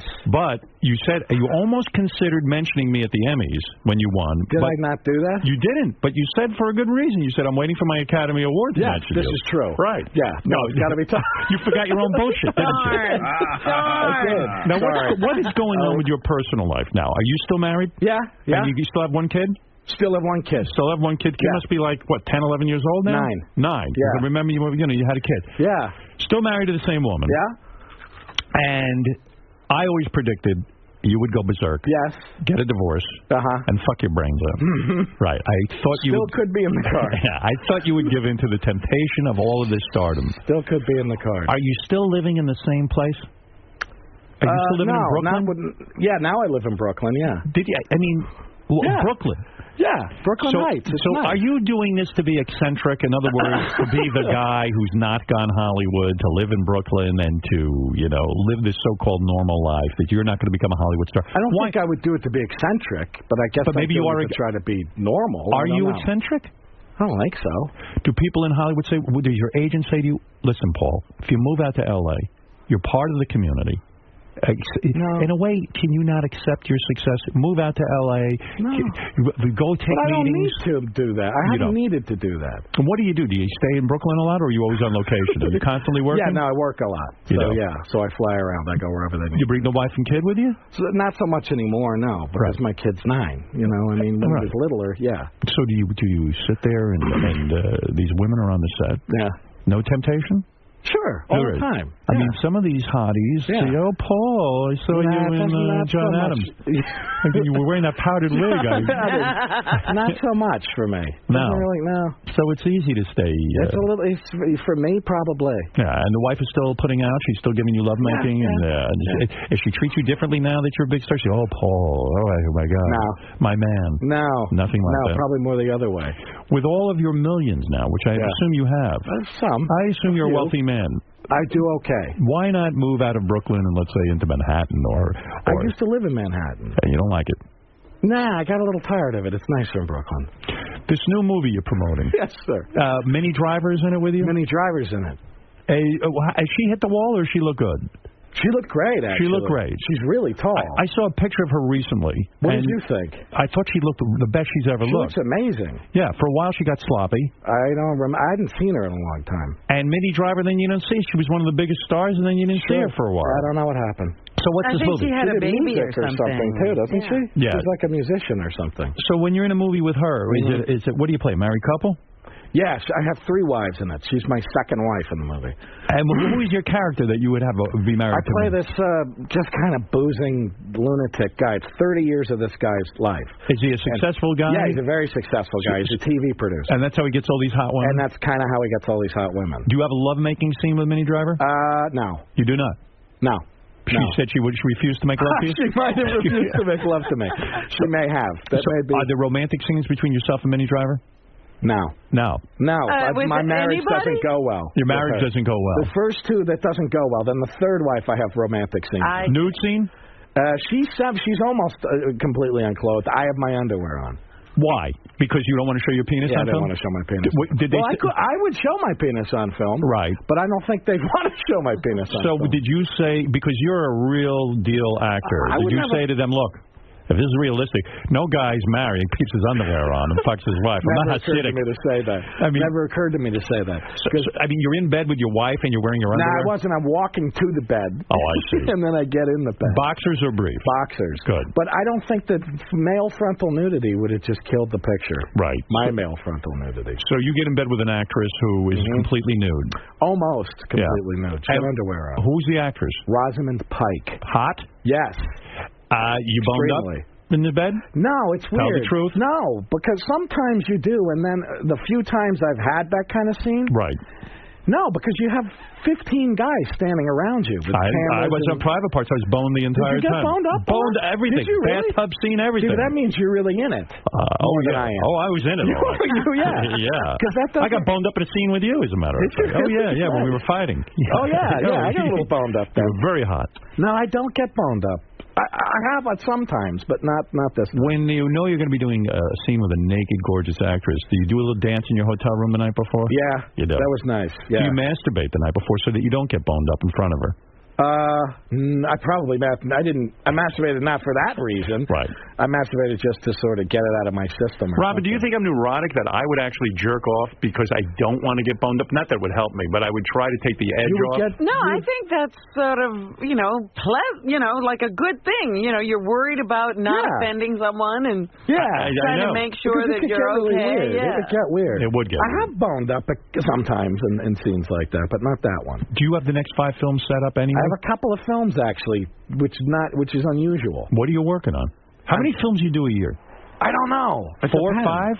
I used to. And what is it? You're busy for like 4 months on a film? Yeah, I don't. If I play a bigger part, I don't do as many because it takes more time. Right. So what are you working on now? What do you I'm got going to do lined this up? Hangover. I just did this thing. I played Ben Bernanke. Oh. Which is why my head is shaved. Oh, you're in The Hangover. No, but I'm going to do that next. But I just did a thing where I played Ben Bernanke. Then I'm doing The Hangover too. In That's Thailand. right. I just read that. Yeah. Oh, you don't play Ben Bernanke in The Hangover. That would have been great. I thought, wow, That would've been great. those films are getting very heady. That would have been great. So you played a film. You did I Ben did Bernanke. Ben Bernanke in another thing. Now you're going to enter into The Hangover. That's the one Mel Gibson was going to be in, and then they threw him off of that. Exactly. Would you have worked in it if Mel Gibson was in it? Yeah, I think I would. You don't care. I don't care. Right. Yeah. Whoever's in it, you don't care. I don't really care. No. Do you get to meet guys like Mel Gibson? Are you friends? I've never met Mel Have you Gibson. gotten any famous friends out of this whole Hollywood deal? I mean, have you gotten any? Do you have anyone you can call a close friend who's very famous? I like Russell Crowe. Russell Crowe, Yeah. you worked with him. Yep. And then Do you got to guys know him. talk on the phone? No, but You don't have any friends. Occasionally I'll email. I don't really have many Has he friends. ever thrown any shit at you? Occasionally I'll email. You mean like publicly? Yeah. No, I nothing. don't think so. You know what? Mel Gibson, though, would think you were Jewish. You're an Italian who plays Jews. You play Jews all the time. So You never. Gibson would go nuts on me. Gibson would go insane. Gibson would go He would call you a. He'd say, "I could smell your Jewiness," and you'd say, "No, excuse me, Mr. Gibson, I'm an Italian." Yeah. Giamatti, you get it? Where's your tail and your horn? Right. Unbelievable. No, I don't know. Yeah, that's what he was supposed to do. You know how hard a show business career is. Look at this guy throwing it all away. Does it drive you crazy? That guy? Mel Gibson. It's astounding, the whole thing. Dr. Drew thinks he's bipolar. Dr. Drew? Dr. Drew. Dr. Drew thinks he's bipolar. That's right. I guess. I don't know. I mean, there could be something going on with the You would think you would know. You're in Hollywood. That he's bipolar? That's right. Why don't you have any celebrity friends? Seriously. I do. I just don't really. I don't know. I guess I consider it. You consider Russell Crowe your friend, and yet you've never spoken to him on the phone. I mean, it's sad. I've never actually dealt with him as a friend. I guess because in some ways, to me, it's like it's work or something. Maybe you. So it's people I work with. But maybe you prefer to be the big star at home. In other words, you have friends who are, let's say, have normal type jobs, and then you walk in the room, and maybe that's it. I think that's what it is. I don't think I feel like a big shot. You don't have You don't have one celebrity friend you can speak to. This is not true. I mean, I know people. Yeah. You worked with Woody Allen twice, right? Yeah, but that was a long time ago. I know, but you worked with him twice. Yes. You ever pick up the phone and go, "Hey, Woody, No. I want to talk to you." No. Let's have lunch. No. I mean, I had 3 lines total in You would both think of those movies. someone you'd get close. Clearly, I'm too busy to talk to you. But I mean, I'm too busy. You went too busy. I don't know. Russell Crowe, that's about it. That's pretty good, isn't it? Russell Crowe is I'm pretty going to good. exchange an email with him occasionally. Oh, really? Is that right? Yeah. All right. Well, that's not. Thank God for Russell Crowe. I have a whole different feeling about the guy. Exactly. At least he's paying attention to Paul. Yeah. Let's take a couple of calls. Let's see what people have on their mind for you. Jen, go ahead in Jacksonville, Florida. All right. Hey, thanks for taking my call, Howard. Hey, now. I wanted to ask Paul if he would say, motherfucking Antichrist just once for the Howard Stern show. Sure. Motherfucking Antichrist. Did I scream that? You in that movie? screamed it. My favorite line. You want me to scream it now? Go ahead. Do your thing. Let me see. You are the motherfucking Antichrist! I love it. Is that what it was? You know what I remember? I remember being in California. They were editing the movie, and Paul actually went on for like an hour doing all kinds of rant and raves, and we were almost going to just leave it all in at the end. Because you know what? I haven't watched Private Parts in so long. I always try. It was on HBO the other night. Yeah. I tuned by. I was laying in bed with my wife, and I'm watching it. It was our WNBC scene, and then I was watching the rest, and boy, oh boy, it was really a lot of fun to watch. Yeah. It is a really good movie, and they're playing it a lot on cable. It's a really good movie. Yeah. But it John makes Adams is on HBO, too. There you go. It made me sad watching the movie, though, because I had such an incredible experience. Yeah. That I loved it. I did too. It kind of ruined every other movie for me after. Really? All movies aren't like that? No. That's what. Yeah, because that's what Mary McCormick told me. No. She said no other movie's ever been like that again. The set was so much fun. Yeah. No. Yeah. I know I was having fun. Nothing has ever been like that again. Oh, really? No. You're not making that up? No, not even close. What do you think it was? Maybe because they were also treating us so well. You guys were really fun and completely relaxed about it. And then the director, she was great. Betty. Yeah. She was amazing. Now, does Betty make movies anymore? No idea. She's another one you don't talk to. You don't talk to well, her. me, I'm very busy. Look at me. Yes, you are. No, I don't talk to Betty, but I occasionally. It's weird. I don't know, because she was one of the best directors I ever worked with. And now you don't see anything You haven't with her. No. worked with her again? No. After Private Part, she had a whole bunch of I films. did. I worked in. What the hell was that called? Dr. Doolittle 2. Oh, you did? I auditioned. I couldn't get in. Dr. Doolittle 2. Yeah, Dr. Doolittle 2. Well, in a way, maybe because Betty took these films that I think they were almost beneath her. Yeah, they were. Well, she started working with Eddie Murphy. Yeah. Right. She couldn't find, I think, good material. Maybe. And then she was doing those Brady Bunch movies. Those were she did that before. They were good, but she's a brilliant director. Why is she not making any more movies? No idea. You know what she did, Howard? What? She did the Alvin and the Chipmunks, the Squeakquel. Oh. That's not that long ago, right? Can't believe she didn't call me for that. Me too. I could have used that job. That would have been nice. But I think I get sad because I enjoyed working on that film so much that it's kind of depressing. No, nothing comes even close. Seemed like a highlight. I was thinking about, you know what? I interviewed Pete Rose, and your father, of course, was the baseball commissioner. Yes.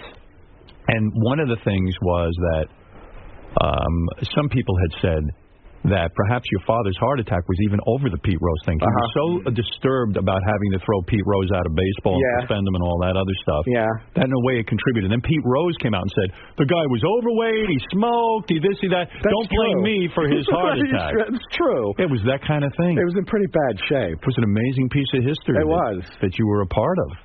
Yeah, I wasn't paying that much attention at the time, but I realize now how much it was. But I think you said somewhere that the whole steroid scandal in baseball would have been avoided if your father had remained I might have said it. I don't know. I don't know how. He certainly would have freaked out about it, probably more than... You think your father would have cracked a whip on the steroid thing? Probably. And he would have nipped it in the bud? I've tried to. Yeah. But how do you nip that in the bud? You can't nip that in the bud. I don't know. You said it, not me. I don't know how you nip anything in the bud. I don't even know what a bud is. I don't know what a nip is. I don't know what it means. How do you nip it in a bud? I don't know. Let's go to Matt. Matt, go ahead. Hey, Howard. Welcome back. Thanks for taking my call. All right. Paul, you were in Sideways. We all loved you, and we all drink a lot more Pinot Noir thanks to your character. Did you ever bang Sandra Oh on that set? Did I bang her? Absolutely. Yeah. No, I didn't. She was married to the director at the time, so... I mean, I would have wanted to, but that would have been a bad career move. Some crazy threesomes. He's not a crazy Hollywood guy. I guess I'm not, but it was tempting to. How far did you get with her? Not very far at all. All right, I was in a scene with her. That was it. Paul is Robin. This is your kind of movie. Paul is married 3 times, 3 different women. You travel through his life. Yes, it's very funny. It's a funny movie. It's funny. It's sad. Yeah. It's dramatic. Now that's what you said about that one in the pool. You were lying back then. No. Are you lying here? No, I'm being absolutely straight with you about this. You're saying this one's good. Yes, and you said the one in the pool was good. Did I? You did. You lied to me. You had to. Yeah, all right. Well, all right. You're saying this is really good. Yes. Paul, it's always great seeing you. It's a real pleasure. You're one of my favorites. Likewise. I think for the rest of my life, you are my favorite. Likewise. Paul. Here, hi. Always a good conversation with you and Howard and Robin. That was a good conversation. Is that what you said to me? It's always very natural. Oh, yeah. No, it's very nice. Yeah, they're great. I love those people. You've worked with a lot of talent throughout your career. What sets Howard apart? What makes him such a special thing? I don't know. He's just kind of who he is. He's just himself, you know. He's a really down-to-earth guy, actually. So it's got to be a lot different from, what you're used to as far as going through your press tours and going through... Oh, yeah. No, it's always way more fun than anything else. I imagine if you go on the Today Show, you don't talk about getting boned up. Getting boned up. Nope, sadly, no. Sadly, no. I could try, but I don't think it'd go over. It's not going to flow. No. All right. Good seeing you again. Yeah, nice seeing you.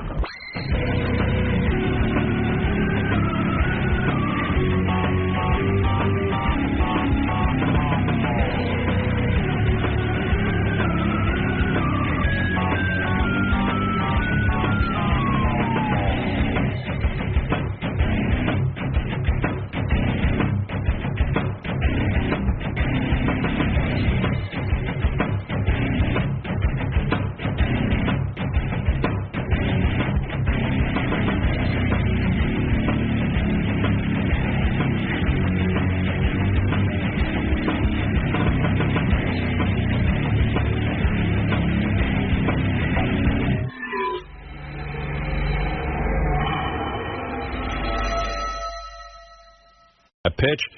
Robin went out to L.A. when we last left you. Of course, we were gone for the Thanksgiving week. Right. We take a whole week for Thanksgiving because. Well, we're very thankful. Well, we're very into that holiday. And so Robin ran right out to L.A. on Thursday to get on the Jimmy Kimmel Show, and I really had the feeling that sort of spontaneously this bit happened because you were going out with a baseball glove.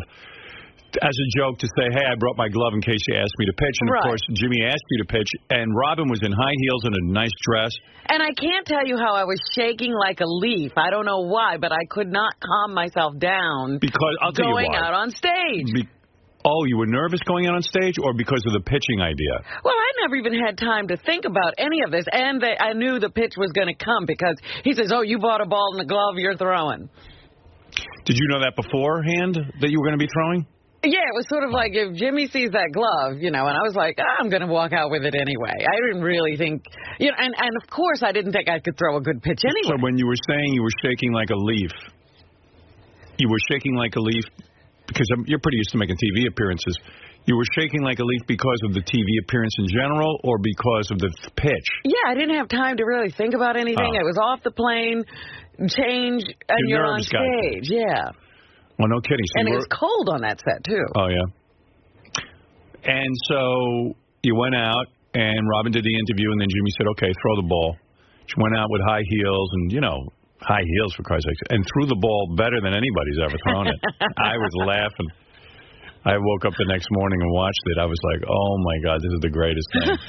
You brought a glove. Is this your own glove? This is not my glove. All right, well. There you go. No. Why did you bring a glove? I was just going to make a joke about it. No.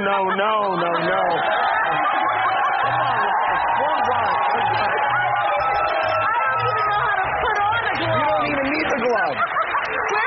There's a line right back there. I could just walk out. Yeah, you left. There's nothing we could do. All right. And high heels, by the way, I want to point out. Robin is wearing high heels. I'll never get it that far. Can I speed a little bit? Yeah, you can move a little bit. That's fine. You're in high heels, for God's sake.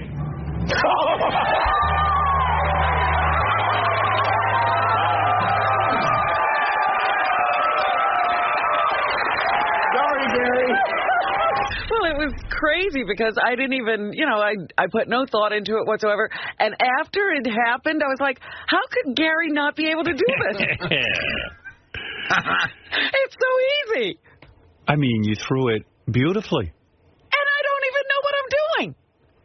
It was Everybody great. said, well, you released the ball correctly, you had follow through. I was like, really? And he's coach. Gary looked like a fucking woman.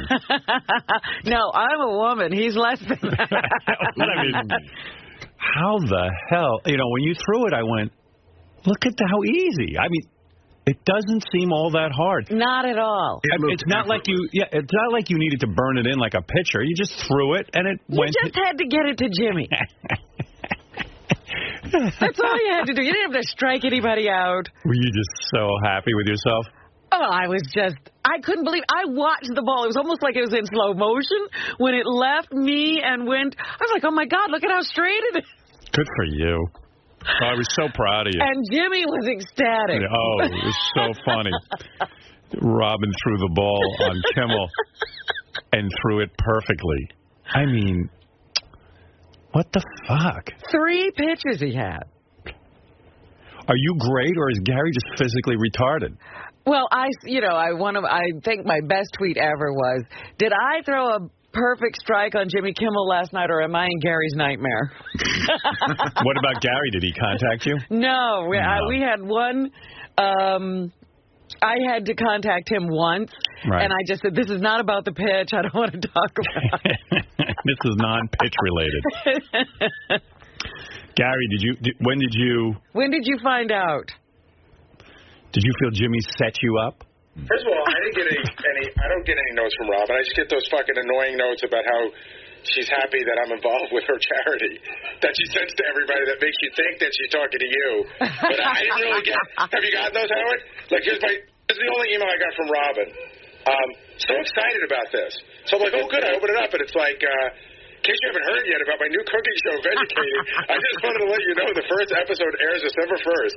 Thank you very much. But I didn't get a note from you, Robin. Yes, I did. I had to contact you about getting in touch with David Arquette, and you answered me. I did? No, you didn't. He has no recollection. I don't see any notes from you, but okay. I found out that night. Somebody tweeted me. Somebody either tweeted me or emailed me. And how did it feel? In fact, I think it was your friend that did it, Robin. Oh. So how did it feel? It felt great. No, you're not being honest. What do you want to say? Like, did you watch it? I didn't. I was just like, okay, whatever. It's another, it's more. It's another humiliation. Yeah, exactly. That's exactly it. Did you watch it? I didn't watch it till like a day or two later because I wasn't up that night. Where did you watch it? At home? No, I watched it on the internet. No, okay, but you were home when you watched it? No, I think I was here in the office. You were in the office, and then you finally felt like for 2 days you were not psychologically prepared to watch Robin's pitch. No. You just made all that out. No, I'm asking. It seems odd that you'd wait 2 days. I didn't watch it that night. I had some stuff to do in the morning, and then I came to the office around... So it wasn't 2 days. It was a day later. You watched it the next day. I guess it was the next day. You said 2 days. I thought that was strange. Yeah. So the next day, you watched her pitch. I watched it when I got a chance to get to a computer to watch it. Okay, so you got to the computer, you put it on, and did you see she was in high heels and effortlessly threw the pitch? I mean, come on. What did you make of that? Did you go, holy shit, I suck? How'd she do that? I mean, Robin's not particularly my athletic. Thought was she doesn't give a shit. Your thought is that she doesn't get, but she just said she did. She was nervous. She was, uptight about the thing, but she went out and did it. That's good. That's great. I mean, I don't know what you want me to say. Did you laugh when you saw it? Did you? Yeah, I don't know that I didn't laugh. I was like, all right, good. There's more stuff for, more shit to show in a cab. This is all the fucking It's cab in the cab. Somebody told me that yesterday. They show Robin's pitch? No, they show my pitch. Then the next week, right. I guess there's something going on where Jimmy's got to deal with the cabs, or ABC has to deal with the cabs. So I'm in a cab, like, the Wednesday after I did it in L.A., and I'm in a cab with actually the woman from the book company and my agent, and she just goes, "Oh, you're on TV," and then all of a sudden we look at it, it's the fucking pitch. Well, maybe this book promotion of yours is over now. Is it? I mean, is the book... It is to you. Yeah, end it already. First of all, why would you end you want to know why I would end the book promotion? Because you're getting to the point where you ran out of shit to say, and now you're busy fucking getting articles about me that I don't particularly like. What is that? If you want to get into it. I mean, I don't think, I'm trying not to say anything. How your mentally ill mother prepared you to work with me, so therefore I'm mentally ill. Listen, no, that's it's enough not what I'm saying. I didn't say that. I said that this You didn't say it, but these articles, they're running out of things to write about your fucking book.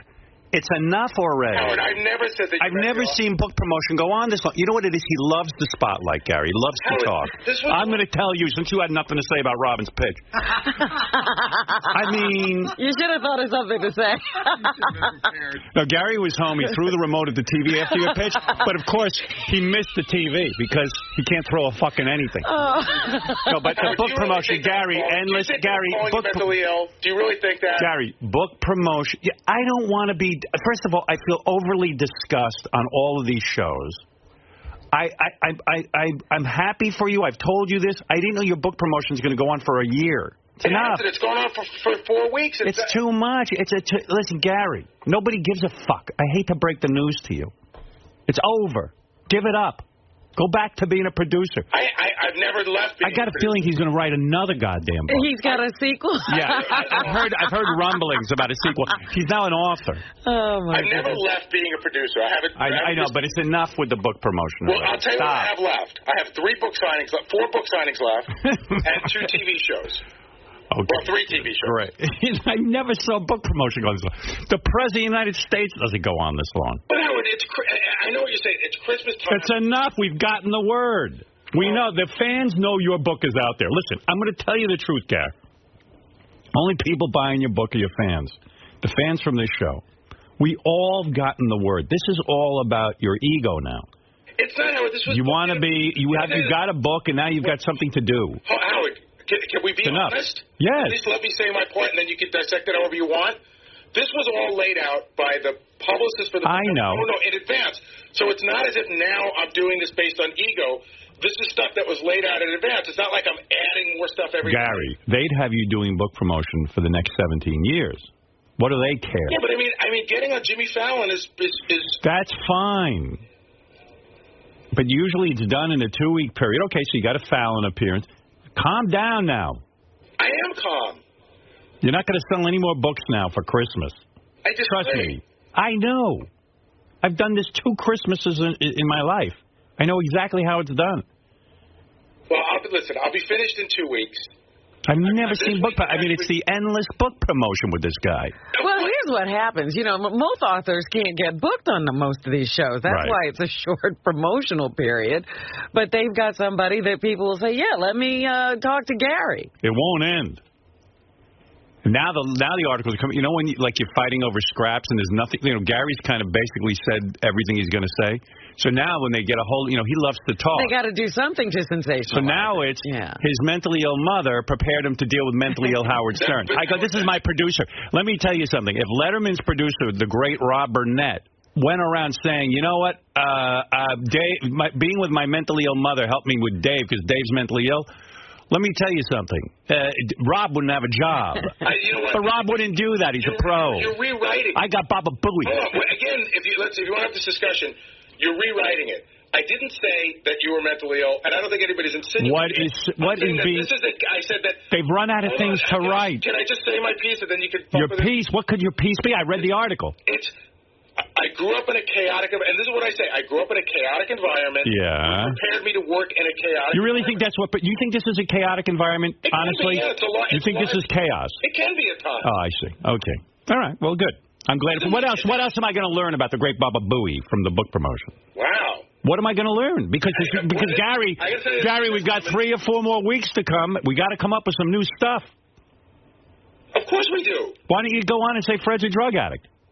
But say it anyway. You're gonna need something to talk about. I gotta say, I didn't just describe your mentally ill.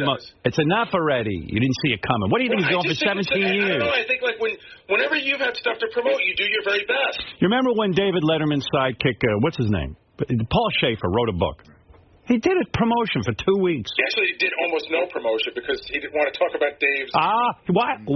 Repeat that. I missed it. He didn't want to have to talk about Dave's. He didn't want to talk about Dave's what? Everything. Right. No, a specific issue. Oh, bullshit. He didn't want to talk about Dave. That's why he did our show.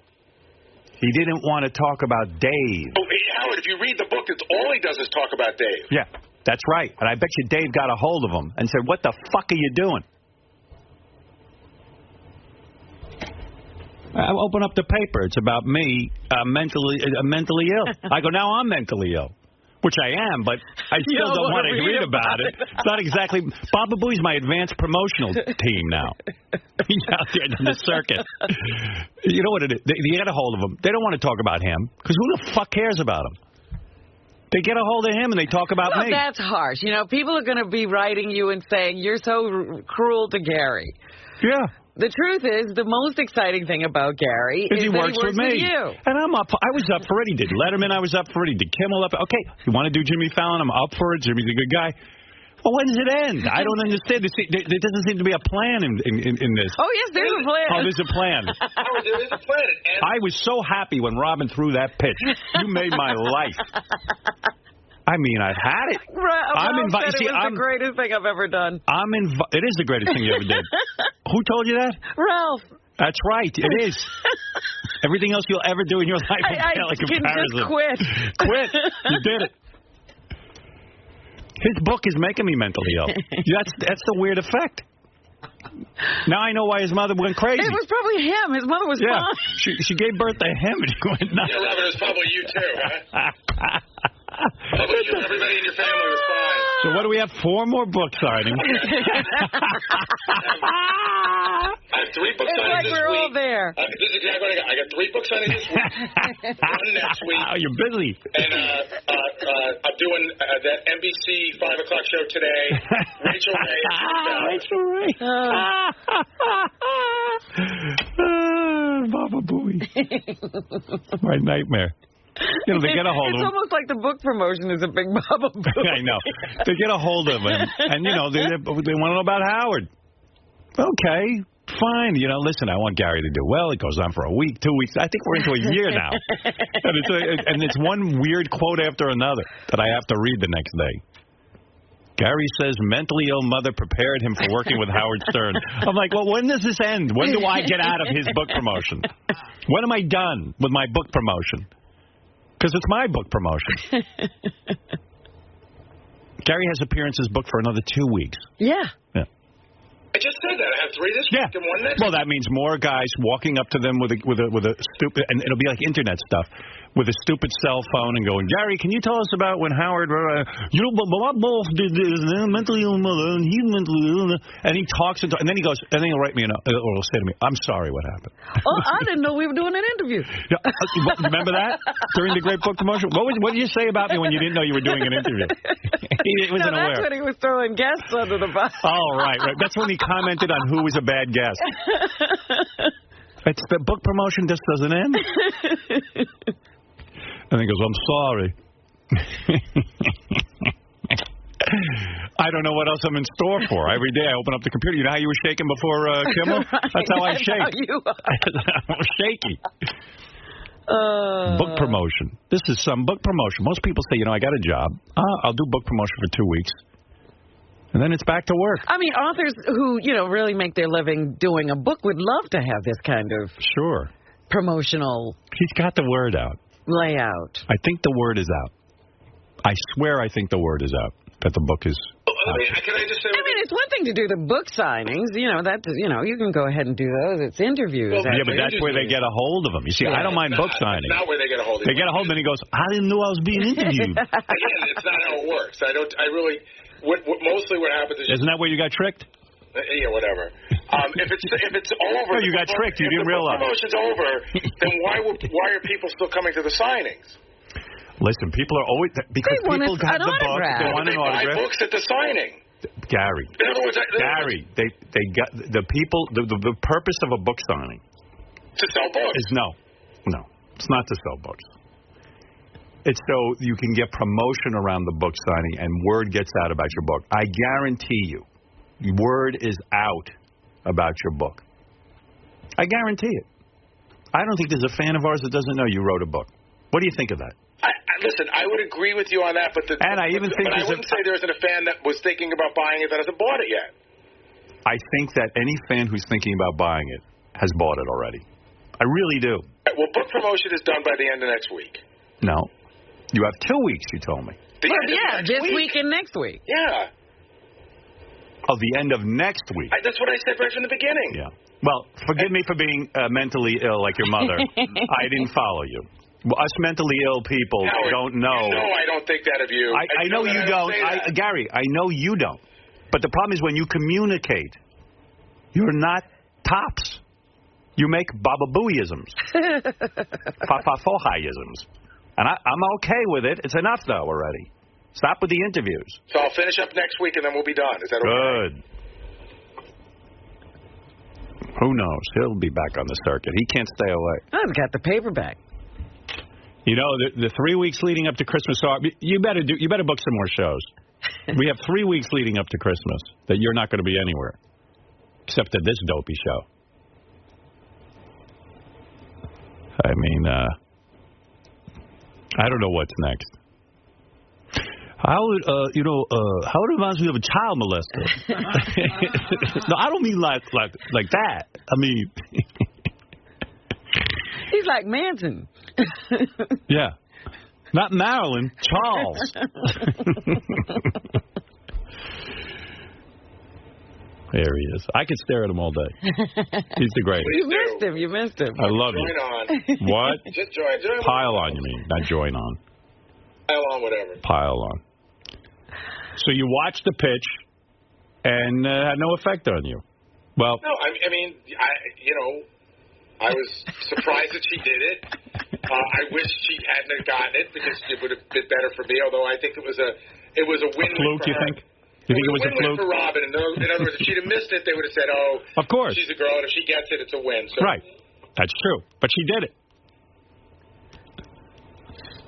Yes, that's correct. See, now I feel bad because he's upset with me because I said enough book promotion. Right. But, you know.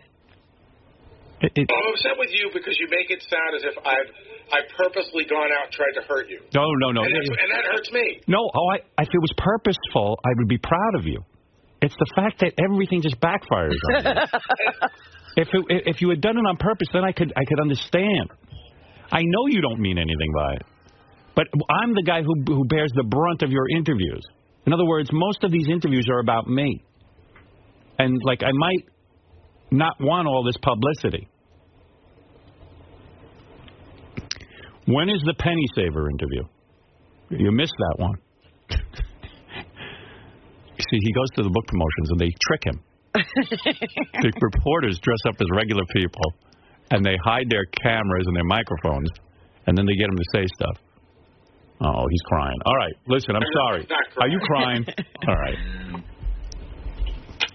If he cries, that's it. It's over. You'll have to stop. I have to stop. then I have no show. I won't cry for you. All right.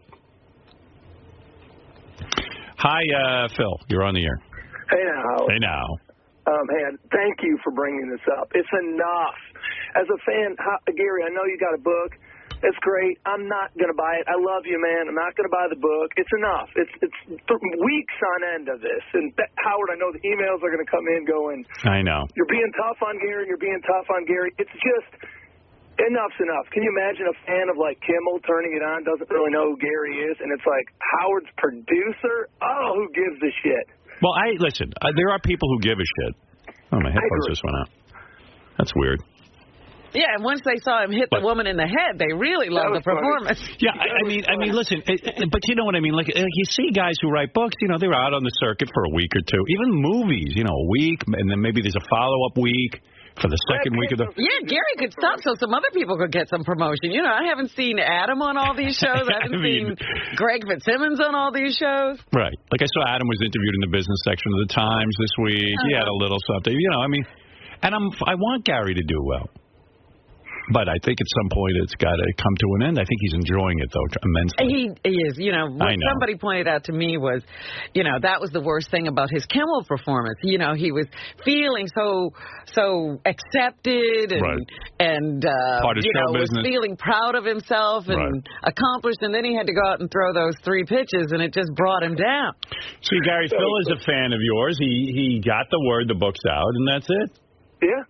But, I mean, Phil...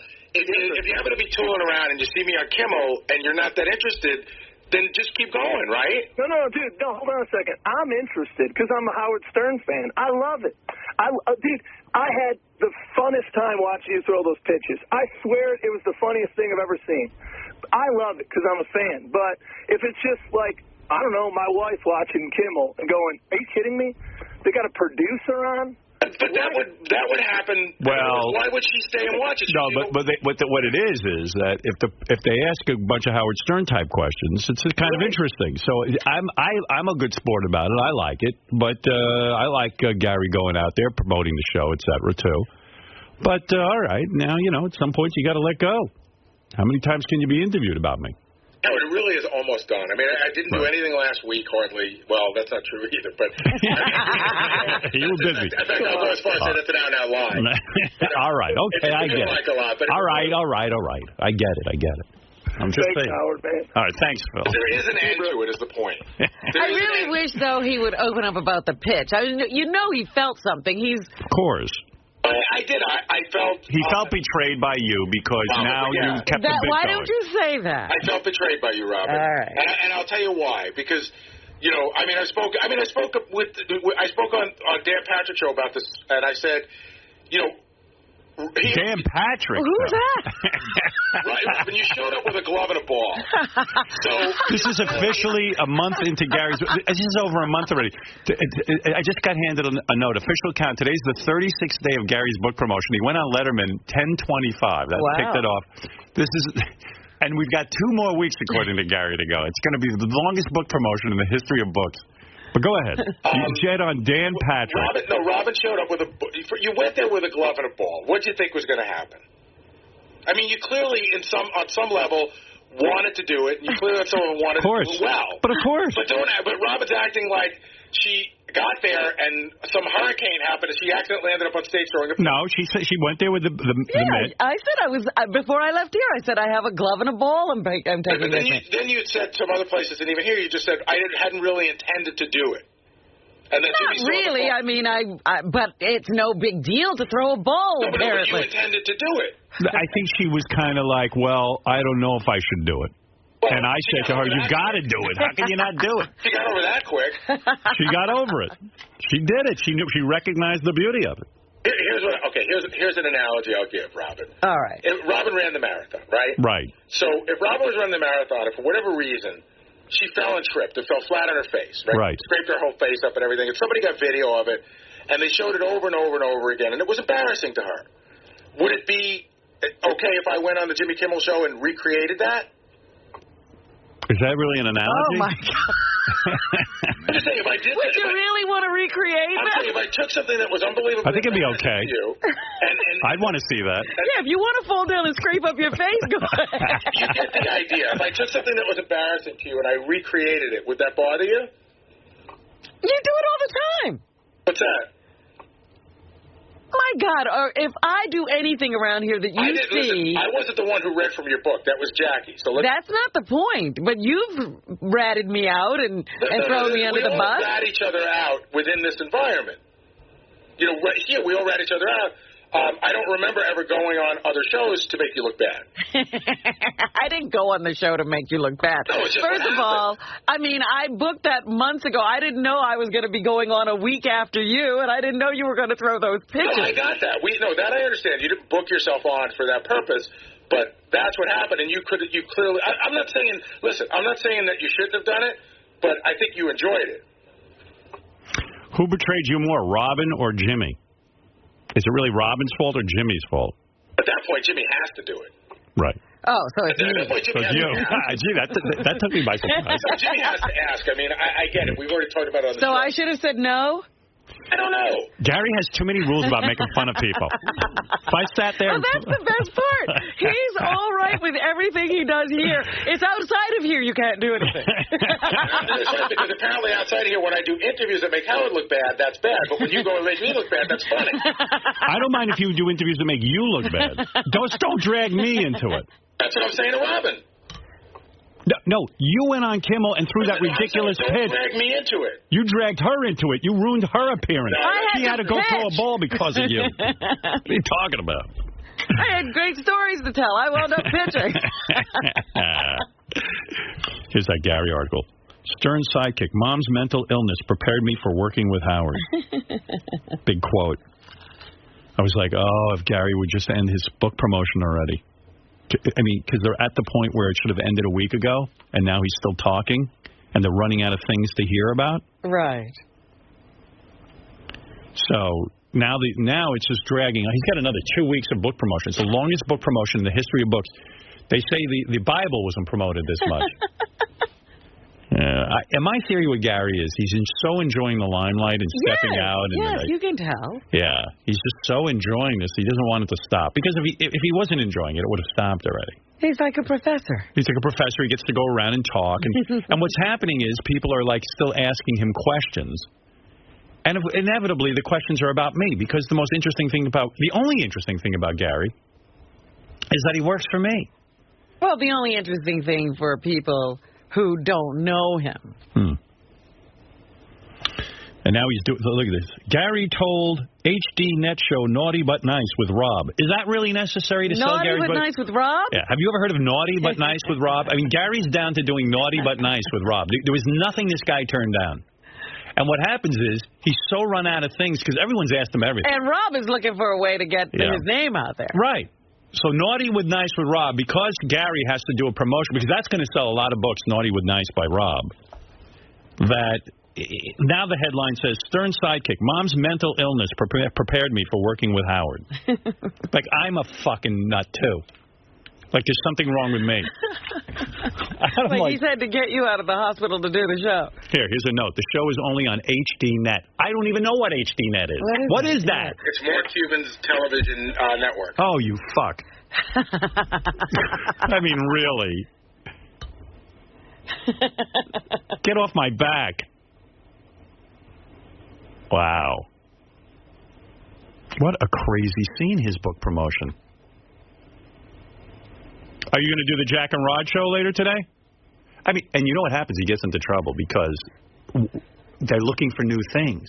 Well, this guy got ahead. And I can't wait. The last 2 weeks are going to be the worst because I can't wait for the next slew of headlines to come out. Can I tell you, and no matter what I say is meaningless because you've already sort of decided what it is, but I can tell you that the questions haven't really changed at all. That's right. So you knowing you're going to feel... I don't feel pressured. And people trick you. No, I'm not tricked. I'm not pressured, and the questions really haven't changed at all. All right. Well, they have to come out with new angles on these articles. Just like when you do something. Hold on. When you do something in the paper, and Page 6 creates a headline. Right. That you can't control. Right. But that's me. You're getting asked about me. I understand. I can control me. I can't control you. But that's wrong. You see, this is where you're wrong. I'm not saying that. This is where I'm wrong. But Howard, I'm not. I understand that, but your book promotion is dragging on so long. They have to write an article, and they're coming up with shit. You're not getting it. You know, I get it. Everything would have been fine. I get it pretty clearly. Everything would have been fine, Gary. Now they're feeling the pressure. They're going to write an article about you. They got to come up with something. HDNet has got to write an article about you. What are you getting out of this at this point? Ask yourself that. Apparently nothing. Exactly. What you're getting is you're getting your ego massaged. Answering questions about me it's enough. Enough talk. What do you want to do? You want to cancel the rest of the slate? I'll fucking cancel it. I don't. Okay, go ahead, cancel it. I'll cancel it then. I'll Good. cancel. Goodbye. I will. Good. Do whatever you have to do. I want to do whatever you have to do. No, you see how all this shit becomes my problem? I get the headline, Howard Stern is a fucking mental case like Gary's mother. I told you. And then when he goes to cancel, it'll be Howard Stern made me cancel. This is exactly what I don't want. This is what I don't want. He won't end the book promotion. I just said I'll end it. Okay. Thank you. He ain't ending anything. He's lying dog. Yeah, of course. He's ending the book All promotion. right, I'm scaling it back. So you're just going to do the last 3 appearances? He's calling now and canceling. The character. He listened. He's Baba Boo. He loves it. He's getting out on the I wish show. I could really have a real conversation with you about this. Go ahead. Feel free. Gary, there's no book promotion in the history of book promotion. It goes on a month and a half. Paul Giamatti's promoting a movie. It's going to be 2 weeks and he's done and on to the next thing in his life. Your book promotion is becoming a career. I mean, not about that's that. Yeah, what do you want to talk about? Go ahead. I got to tell you, I really haven't been enjoying it. I enjoyed it at the beginning. I loved it at the beginning. Right. I love David Letterman. I got to tell you, Jimmy Kimmel Show was. Hold on, can I just have a sentence? Yeah. Jimmy Kimmel Show was a real turning point for me. Right. I haven't really enjoyed anything since that. I just feel like It's over. No, not that it's over, but I feel like whatever accolades I was given, whatever pedestal I was put on, has been kicked out from under me. You're a guest that's staying too long at the party. Well, that's your opinion. No, that's why you're not enjoying it. You just said you're not enjoying it. I'm not enjoying it because of the way that all went down over there. No. Yeah, how do you know what I'm thinking? Because you let it go too long. That's not true. Yeah. That's exactly why you're not enjoying it. It's going on and on, and America's you know what? not Why should I enjoying it. argue with you? That's what you say. That's probably true. No one's enjoying it. Because you said it. Well, because I'm smart about this stuff. Right. My IQ in show business is 197. And here's They the other, tested me. And here's the other thing too, Howard. When you talk about, why am I doing HDNet and you think it's stupid? Yeah. I'm not you. You can get Gary, you are me. You're on the Howard Stern I know, show. but it still Our doesn't- fans know you wrote a book. But That's who's going to buy it. There's still places I can't get on. But what do you need? Who do you think's going to buy What it? do you want to get on? I'm trying to think of what. Oh no, he wants to get on more things. No, there are places. Not What do you enough. want to get on? You're on HDNet. I mean, you've done it all. You've run out of things to do. Howard, I hear you. What do you want to get on? You're on the Today Show. I hear you. Talking about and me. I What will. did you You're on miss? Kimmel talking about me. You were on Letterman talking about me. You're going to be on Fallon talking about me. You've done endless book signings. You've talked about it on here. We've done a And by the way, promotion. the book signings have been Wonderful. instrumental in helping the book sell. Good. All right, it's enough now. But what were you not able to book? I would have liked to have gotten on NPR. NPR? Yeah, Why? Because it sells books. But Gary, your book is not not gonna sell an your NPR book. Your book is sold to our fans. It's a thing the fans buy. Who do you think bought my book? What do you think? The president of Israel went out and bought my book? No. It's my fans who buy the book. There's an amount of fans, and you're smart. You got out there, you announced for the world. In case there's any people who didn't follow us to satellite, now they heard the word. That's it. It's over now. I just got to finish this. And the reason you don't feel good, no, finish it up. I'll finish it. But it's the longest book it's going to go down in the Guinness Book of Records. No, it's the longest book at all. Paul Giamatti is promoting a movie. It's not going to go on for a month and a half. Well, a movie drops out of the top. My book is still in the top 20, so it's still relevant. If a book Of course it's relevant. But if the book was at 100, I'd even say, fuck it. What are we doing? It's here? enough already. But it's still relevant enough. And you know what's going to happen? But wait a second. Did you understand what I just said to you? Yeah, in other words, it's if Paul meaningless. were still in the top 10, he'd still be out promoting. What the problem is? No, he wouldn't. Well, even Transformers is a big movie. They stop after 2 weeks. Maybe they do a week follow-up. Gary, it's getting sad. To you it is. You're staying too long at the party. That's your opinion. You're the guy, it's 4 in the morning. The party ended at 1. Right. It's too long. Yeah. Robin, tell him. Well, what am I going to say? Yeah, well, I mean, Robin's out endlessly promoting her stuff. That train never I ends. turn down things. Hard to tell. You wouldn't know because you didn't see me on them. No, what happens is, when you go on, they ask about me. And that's okay. I don't mind. I'm complimented. You're my producer. I get it. But now what's happening is, We can drop this. I understand that, but can you at least make the distinction for me? Just for me, just make the distinction. I understand what you're about to say, but at least make the distinction that it's not what I'm saying about you. However it's taken. Understood. Okay. That I'm not out there maliciously trashing you. Of course it's not malicious, but that's what it turns into. They don't have anything else to write about you now. Now it's going to go horribly wrong from now on. It's going to be Howard Stern's headline. Gary Dell'Abate was prepared by his mental mother to work with Howard Stern. Makes me look like a douche. Now I'm some mental case that you know how to handle, like I'm a fucking zoo animal. How do you think I feel? I don't want this kind of promotion. I didn't write a book. You're a Looney Tune. Yeah, I'm a Looney Tune. What do I need that for? In other words, they've run out of things to write. Right, I'll finish it up. I'll do the things that I said I'm going to do. I'll be done by next Thursday. All right. And I'll get rid of some of the smaller stuff so that No. I want you to do I'll get rid of some because I'll feel bad if you cancel. Don't. I just have to prepare myself for more headlines. Howard Stern is a raving lunatic. That's not what it said. It said worse. Schedule more. Who knows? This could be funny. It's starting to get pathetic. There he goes. He's upset with me, but I'm trying to teach him. At some point, it ends. Save it for the next book. People are sick of him. Angela, go ahead. Howard, I love you. But thank you. Come on, give Gary a break. You could handle this stuff. You're Howard Stern. Angela. You can handle crap like this. Angela, I'm worried about him. Oh, it's him you're worried about. Yes. Forget me in this. People are starting to talk. But guess what, Listen, Howard? He wants to be treated seriously. What if I leave radio? They're going to think he's a nut. No one ever saw a book promotion like this. People talk. But you know what? Who's going to help him if I don't, Angela? Who's talking? Who's talking? Everybody. Like, really, who's talking? People are talking. Howard, I had this friend who vowed that he would never listen to you. He saw Gary on a couple of shows talking about you, and guess what? What? He's now listening to the Howard Stern. And as a matter of fact, as we speak, I think he's trying to sign, and I'm not kidding with you, he's trying to take out a subscription now because... Right this second? All right. Gary, I was wrong. I didn't realize the guy subscribed. All right, thank you. Okay. All right, I forgive you, Gary. I didn't realize the guy signed up for a subscription right now. How was he listening to us? Oh, I see. He wasn't a listener. Now he saw Gary on a show. I see. All right. I stand corrected. I told Gary he should do that. Remember the show Talking Yankees on public access? He should do that? He should do everything. Leave no stone unturned. Gary, I got the feeling that you feel blindsided by Howard's attack on your promotion tour. I didn't. Well, I don't know that it's a blindside. I didn't see it coming, so I was surprised by it.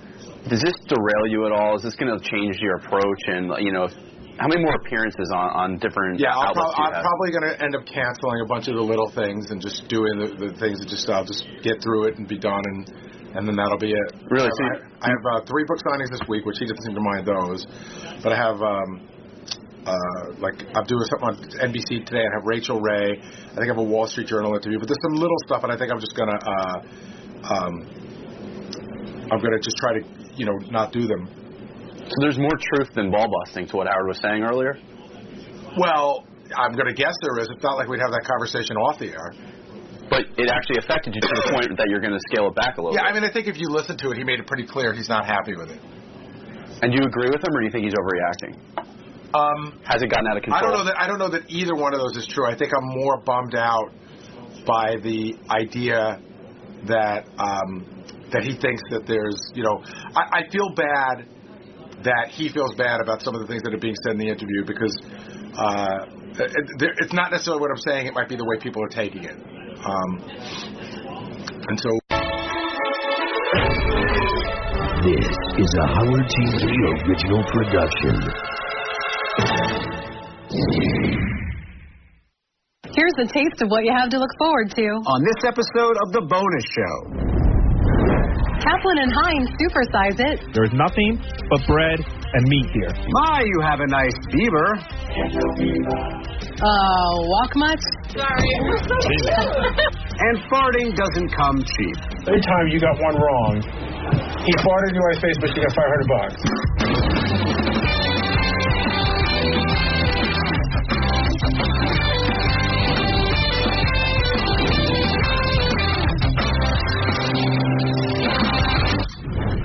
Stern fans, and welcome to The Bonus Show, a weekly update of all the great behind-the-scenes moments you can't see anywhere else. I'm John Hein. And I'm Rachel Fine. And I am happy to report the Beaver is back. Oh, now before you show us that, Rach, we have some business to take care of. And let's check out yours truly and Jason Fast Food Kaplan hosting a radio show all about fast food. You put on the blindfold. What Jim McClure did was take 3 plain hamburgers. A plain hamburger from McDonald's, one from Wendy's, and one from Burger King. There's nothing but bread and meat here. No bread. Not even bread? We just have meat? There's nothing but meat here. It's just the meat. Just the meat. This is not a trick. There aren't 3 Burger King patties in front of you. One's McDonald's, one's Wendy's, one's Burger King. And here's a fork. He's blindfolded. Okay, so this is just meat. This is just meat. And you guys didn't give me 3 Burger King burgers, No, there's right? 3 different burgers. I'm now trying the first one. Yeah, that's the kangaroo meat. He's chewing. Do you want me to identify it now or do all 3? You got them. No, do all 3 first. Okay, that was number 1. He took 1 bite. He seems okay with that. That one was all right. Okay. This is number 2. Here it goes. They look like sausage patties really. off the bun. Okay. Kind of a turnoff. They actually look like all meat. 3 are thin though. And this is number 3. Yeah. Oh, I don't want to give away any visuals on this one because that's Burger King. That's definitely okay. Wendy's first, McDonald's second, Burger King third. That is 3 for 3. John Hein. Big pink dildo. You're good. Thank you. All right. Try this one on. Sorry. Oh, give me something tough. That's the Sibian attachment. Gina Lynn, May 4th, 2006. You are a real pro. Amazed. Okay.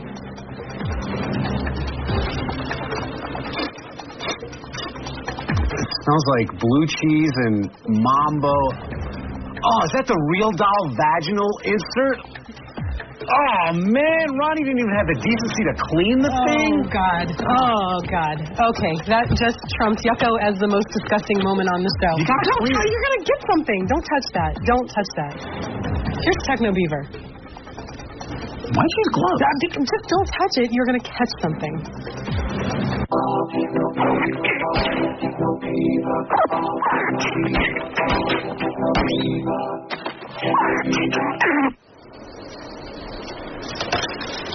Oh, hi. How you doing? Techno Beaver here. I'm here to show you one of my new products. If you look over here on my stump, you'll see these are called light speakers. They're made by a company called Klipsch. If you want to get audio in your house into another room and you haven't wired, they're running the wires through the walls, can be super expensive. This is a much more inexpensive and easy way to do it. As you can see here, this is not only a light bulb, but it's also a speaker. That's the way it screws in as a light bulb, and that's the speaker part. It comes with a variety of nice covers and that sort of thing. What you do is you take this receiver right here and you plug in on the back any source that you want to have in. I like to plug my Sonos into it, but you can plug in Sirius satellite radio, you can plug in regular terrestrial radio, a CD player, whatever you want. As you can see, it has 2 sources. You can use source 1 or source 2, and whichever one you pick with this awesome remote control right here, you pick source 1, source 2, you have a volume control on here, that's going to play your audio. I think these things sound amazing. I have a home theater at my house, and this is the same company I use, so they're not cheap speakers. They're very high-end speakers. If you can screw in a light bulb, then you can put these in your house. They're called Klipsch light speakers, and I highly recommend them. Back to you, John and Rachel. Hey, idiot. We're in the goddamn forest. Who are you talking to? We got a fucking dam to build. I got a TV show going over here, man. They love me. I'm Techno Beaver. Who are you? I'm Techno Asshole to put up with you. Aw, that Techno Beaver. I learn nothing new every time. This next clip involves the perfect blend of doctor-prescribed drugs and interns. That's right, Rach. It's 1 part intern and about 50 parts prescription drugs. Here's Medicated Pete. Where are you going? Such a tease. Go ahead. Go ahead. I'll talk to you later. Go ahead. No, I'll talk to you later. Tell me what he's doing. I'm just in a conversation. I'll talk to you later. See you, man. Anyway. See you later. Hey, come here. Okay, Jim. Wait, Pete! Come back. Come here.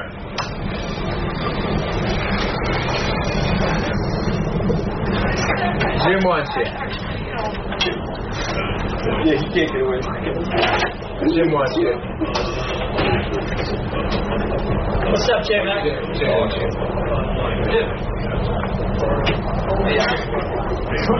Oh, hey, what's up, man? Hold on one second. Kimmy. Go ahead. I'll talk to you later. I'll see you later. All right. Where's Pete? Pete, Jim needs you.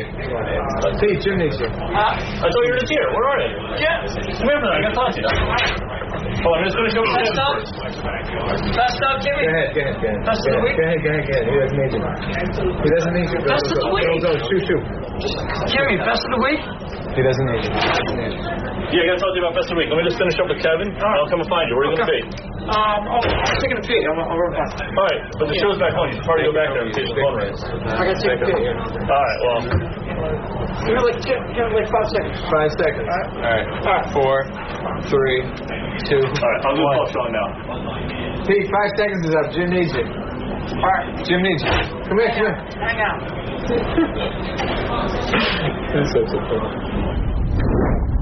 For any of you who've ever tried to chew gum and walk, I know how difficult that can be. Yeah, John, that is quite a feat.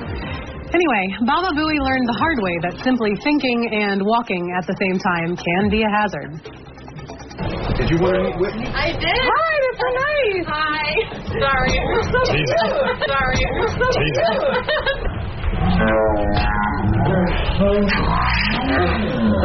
Thank you. Nice to meet you too. Only during a Stern Show creative meeting can you have a conversation that incorporates farting and dating a real doll in the same sitting. Not true, Rachel. I discuss those two topics all the time.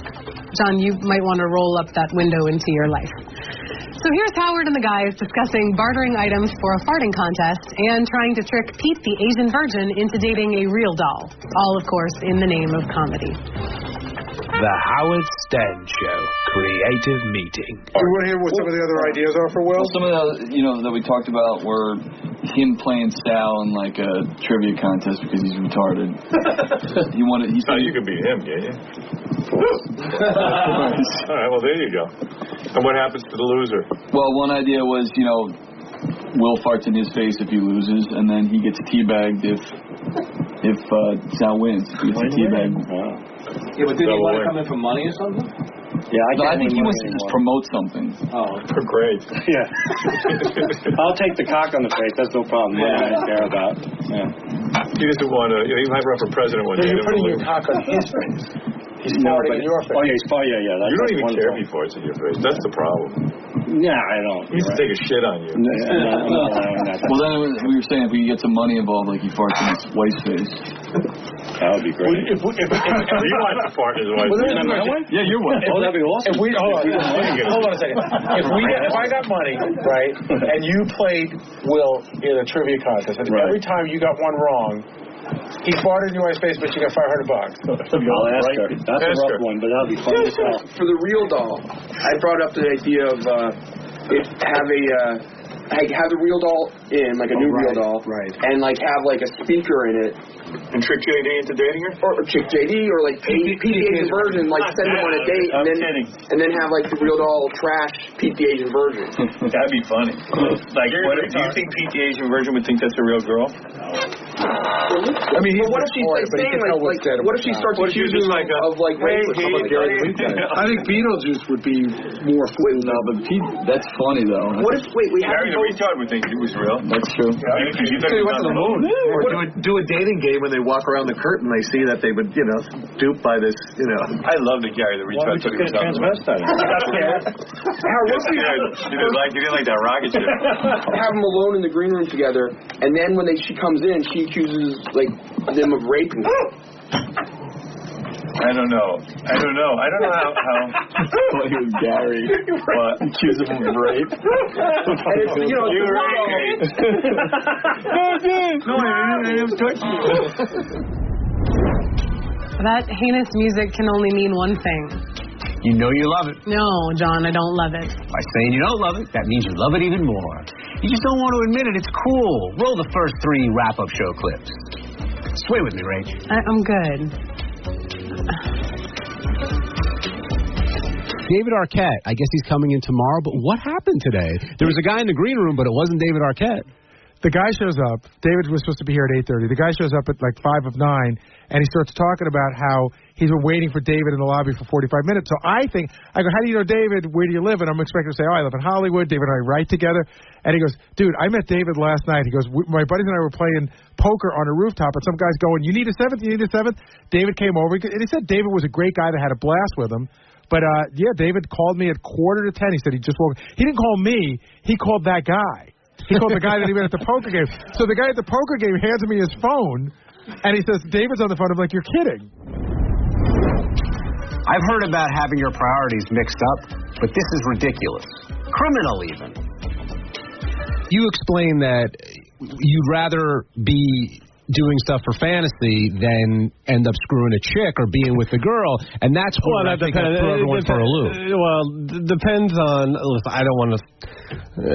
It depends on who the person is or whatever, and I like fantasy sports and whatnot. Is the ultimate for you having sex with a girl while the game is on, and your quarterback throws a touchdown to your receiver? Would that be the ultimate, the double dagger while you're having sex? Well, I mean, it'd have to be like the Super Bowl and the championship, and that I need that touchdown, that 6 points. Do you get more of a thrill out of that than you do out of having sex? Probably. Some women have crazy power over guys. Watch this. Jessica Alba. Where? Jessica Alba. Where? Where's Jessica? I could do this all day long. Jessica Alba. Where? Come on. I don't think a blurb or Jessica Alba walking down the hall. Hey now. All right, sorry about that. Go grab her, Tim. Tim, can we get Jessica Alba in here? Yeah. Yeah. Yes. He's like, we just want to look at her. Tim's going, which one's Jessica Alba? A really hot one. Yeah, I know who she is. You don't think it's cool to have Jessica Alba? Why don't you go over there? What would I say to her? You're a stud. I don't know. What's he doing? I can't see. He's fighting through like all the publicists. And they're trying to. If she walked in here, what are we going to say to her? Can we look at you? Yeah. No, ask her about Howard. What are we going to say to her? Ask her if she's a fan of the show. She's not. She already passed on the show. I know for a fact. Oh, really? Yeah. Ask her why she wouldn't come on. I knew she was here today, and we asked her to come on the show, and they said no. All right, and let JD do his thing. See what happens. Yeah. He's the one who's commandeering Tim to get her in here. Well, I see her walking out the door, so I don't think it's going to happen. Tim came up short. I just wanted to see Tim go over there. What would you have said to Jessica Alba if she walked in? No, I wanted to say hello. Hey, how are you? So you just want to look at her and you're like Carson. What is she famous for again? Like, what's her biggest thing besides being hot? Dancing movie. I don't know, Will. No luck, Tim. Yeah, couldn't turn on the charm. We are plumb out of time. Well, not really. We can make the show any length we want.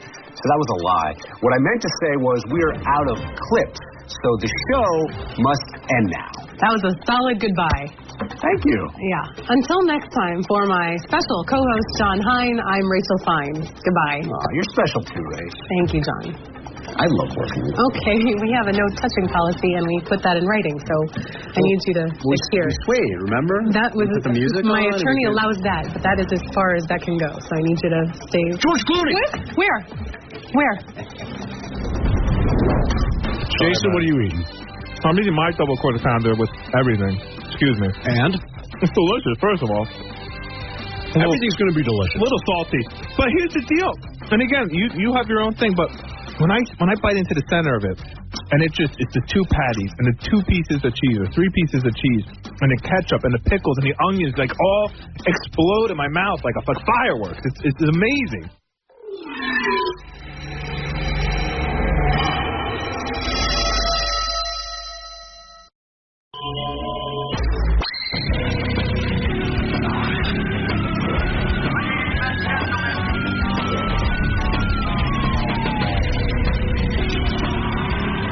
How you doing? Wendy Williams here. It's good to be back, Howard. Thank you so much for the invitation. So I'm here today to promote my Wendy Williams talk show, but also to stop by and see you guys. I hope you're not going to be leaving. I know that this is the countdown, 11 days. It's bittersweet. Great, sweet because I'm here, and bitter because I don't want this to be the last time, and hopefully it won't be. Otherwise, I have no reason to have serious, honestly. All the talk and all the chatter, and you're my guy. Hi, Robin. My girl. I'm going to miss you guys. Don't go anywhere, please. Mornings will never be the same. But other than, the show, it's just always an honor to see you. Just to know you. Big part of my life. I'm not going to get all sappy. What is the smell in here? Howard, it smells horrible in here. All right, Wendy Williams has her own talk show on television. And she's very successful. I think she was just renewed through 2012. It gives her 2 more years on the air, which is pretty good. And she's very outspoken. Let me see how she looks. Oh, look at you, honey. Look at you. You lost a little weight, huh? Since I last... Oh, much better. Thank you. I got to say, that's a big improvement. Excuse me. I mean, you didn't have... Your body looks... Hi, Robin. Your body's rocking. Thank you. What? Wait, don't sit down so quick. I won't. Turn around. Let me look at your ass. It's a little something. Face looks good, too. What'd you do? Nothing. No work? No.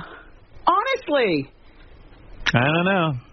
But the titties aren't real, that I know. Yeah, well, but Did you reduce them a little? No, it's the black. They look huge on TV. They do look big. When my wife was on your show, your one titty was bigger than her whole head. Yeah. Do you want me to stand up again? Yeah. I mean, I don't mind. What kind of panties you wear? Show me. I have on tights. Take your clothes off. Let me see what you're doing. Go for it. My husband is in the other room. Who cares? If it was just you and I. Really? No. You look great. Thank you. It's a simple wrap dress that I'm wearing. How old are you now? And 46. No kidding. Yep. And today is our 12th wedding anniversary. But do you have a good marriage or not? I can't even tell. It's a good marriage. He's my best friend. But didn't he get into like a whole didn't you tell me when you were pregnant he was cheating on you? Yes, Howard. How do you recover from that? Gently. You trust him now? Yes. I mean, there's a certain amount of I'm still standing. Should I sit? Do you think you look better because your TV show's successful, like you're feeling good about yourself? I do think I have the glow of success, Howard. Yeah, right? Yeah. I mean, in a way, you really transformed yourself. Thank you. The last time that I saw you, I have a picture of you and I that I have in my very special area at the house. It's very small, but it's special. And it's of you and I when I was here before, and my wigs were longer and very blonde, and that whole bit. Too blonde. Yeah, well, this is good. This is a wig? Yes. Well, and you wear a wig because... Are you bald? Someone told me you're bald from like a thyroid disease. I do have thyroid, but I'm not bald. But you know what? What do you have under that wig? Take that wig off. Let me see what. He's really gonna strip you. Take your clothes off and take off your wig, and let's see what we got. You down. Stripped down. You know what? How's your body look naked? I mean, is it good? Is there cellulite? No. Are there stretch marks? No. I have some cellulite. I don't have stretch marks, and my tummy tuck is still sticking. Our son is 10 years old. Well, you say you had a tummy tuck. Oh yes. But doesn't that leave a big scar across your stomach? No, my scar did not raise up. It's very flat, and I've got a nice vine of tattoo across it. Take your clothes off. I got to see it. I got to see it. Come on. Don't be uptight. What's your big problem? You know what? You look great. I really am not uptight. As a matter of fact, I love my body now. Yeah. I get out of the shower. I look at it. Do you plan to lose more weight? You know what? There's nothing wrong with dropping 5 or 10 more pounds. If you want the honest truth? If I lost weight, I'd be hot. If you lost 15 more pounds, you'd be done, and you would be fucking smoking hot. Yeah. Then you can tell your husband off about cheating. No. But what happened? You gained 100 pounds when you were pregnant? I gained 100 pounds. And so what? His eyes strayed, and he. Well, I couldn't have sex. We were on bed rest. Because you were so afraid you'd lose the baby. Yes, for the 100th time. Right. So you had lost a bunch of pregnancies. Yes.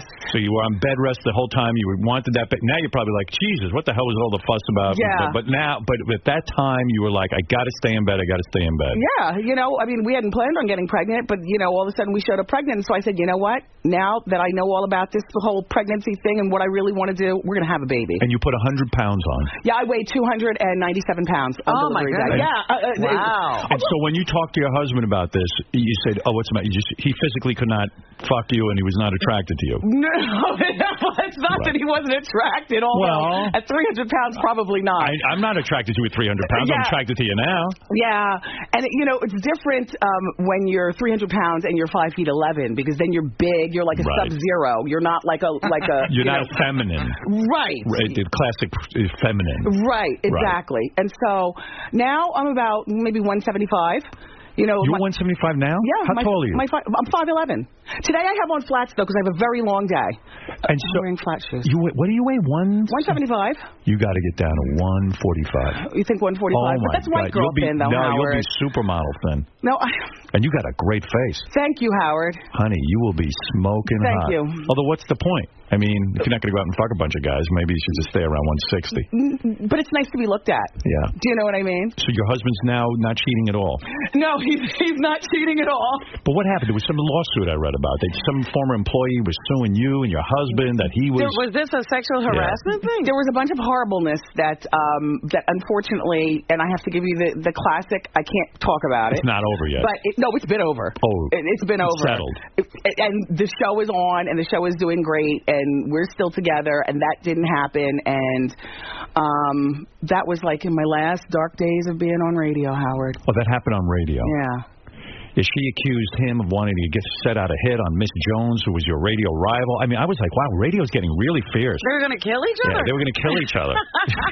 You were out of your mind, right? Yeah. I was a part of it also, Howard. But you were. It's now it's over? It's over. You really wanted to win in the rating. Yeah. These rivalries get real. Right. Well, you know what? That was right on the cusp of TV and radio and both going together, and so there was a lot going on. So now you trust your husband in your personal relationship? Yes, Howard. You do. You got past the cheating thing. Yeah. Did you ever say to him, you know what, I get a free pass now. I can go out and have sex with somebody? I don't think that talking about a free pass is the way people should go. Right. If you're going to do something, then just do it. And did you go out and get revenge sex from him? No, I didn't have to. Really? No. No. I know my wife would do that to me. Well, she's already told me. She goes, I'll fuck your worst nightmare. You know what I mean? I mean, that's just the way it goes. Is she like, the woman who said she's going to fuck the whole the team entire if her match? husband Yeah, right. cheated? She said to me, you will get paid back, you know? Yeah. I mean, I think you get payback in other ways, but I think if you just stay on somebody for cheating on you or whatever you're doing, then you're making yourself miserable. Like, I don't have So you haven't had sex with anyone but your husband inside of your marriage? For 12 years. For 12 years? You've been married 12 years? Married 12, together 16, yeah. Wow. Yeah. And for 16 years, you've only had sex with him? It's good regular sex. Even through the cheating thing? Yeah, because I didn't find out about it until, I had already had the baby, and I was 297 pounds. Nobody wanted me at that point. I wasn't even hot. Like, you know what I'm saying? Yeah. Like, I had to go, I got myself fixed up. I lost weight. You get attracted to other men at all? Ever? Am I attracted to other men? Yeah. Sure. You are? He's attracted to other women also. So how do you work it through that? We know. I think. Do you tell him when you're attracted to another guy? Who's hot? Yeah. Oh, yeah. You do? Oh, yes. Who are you attracted to? You've never banged a white guy, right? No, I can't think. A white guy's unattractive to you? No, it's not. That's not it. Because you have very white features, and you're a light-skinned black woman. I mean, that's because of these hot French fry lights, Howard. Is that what it is? You know what? You're lighter than Robin. Robin's pretty light. Robin is a nice brown. Yeah. Do I look? You look tan. I do. Yeah. Oh. You're not. And also, did you have a nose job? No, you asked me that before. I've been asked that before. Why did you make your titties so big? Well, I think that they look good. All right, I'll stand up again. What cup is that? That's like an E cup. Yeah, but look how big I am. Do you see how big I am? So you feel it balances out your body. Robin? That's exactly what they do. They do balance you out. You have a waistline. Yes. Because you have a broad shoulders. Chest. Yeah. Who did this to you? Put those breasts that big? When you went to the plastic surgeon, did he say to you, "Listen, honey, these are pontoons I'm sticking in you"? No, because he saw it was a collaboration. It was me and the doctor. My breast implants, I got them like in 1993. I've had them changed since then, but the same size. Mm-hmm. Just you have to rotate them like. How many actual implants do they stick in there to get them that big? That's more than two. Howard. Come on, those are huge. Howard, in person, really? I know on TV, it's my cross to bear. Do you, when you're nude, do you have very big nipples? No, they're nice. And believe it or not, they still stand up. They're under the muscle. So they stand up nice like the first day I got them. I take good care of them. So if you lost a lot more weight, then those titties might have to come down because you wouldn't be that big. You wouldn't have to balance that out. but I'm not going to lose a lot of. Like, I'm a foodie, Howard. Right. And if I lost 10 pounds, honestly, it would only be off for about 2 months. You know, I would lose the weight for the purpose of, oh my gosh, we're going to Italy. You know, how did you lose I want the to weight? eat my way Do you through. exercise now? I exercise.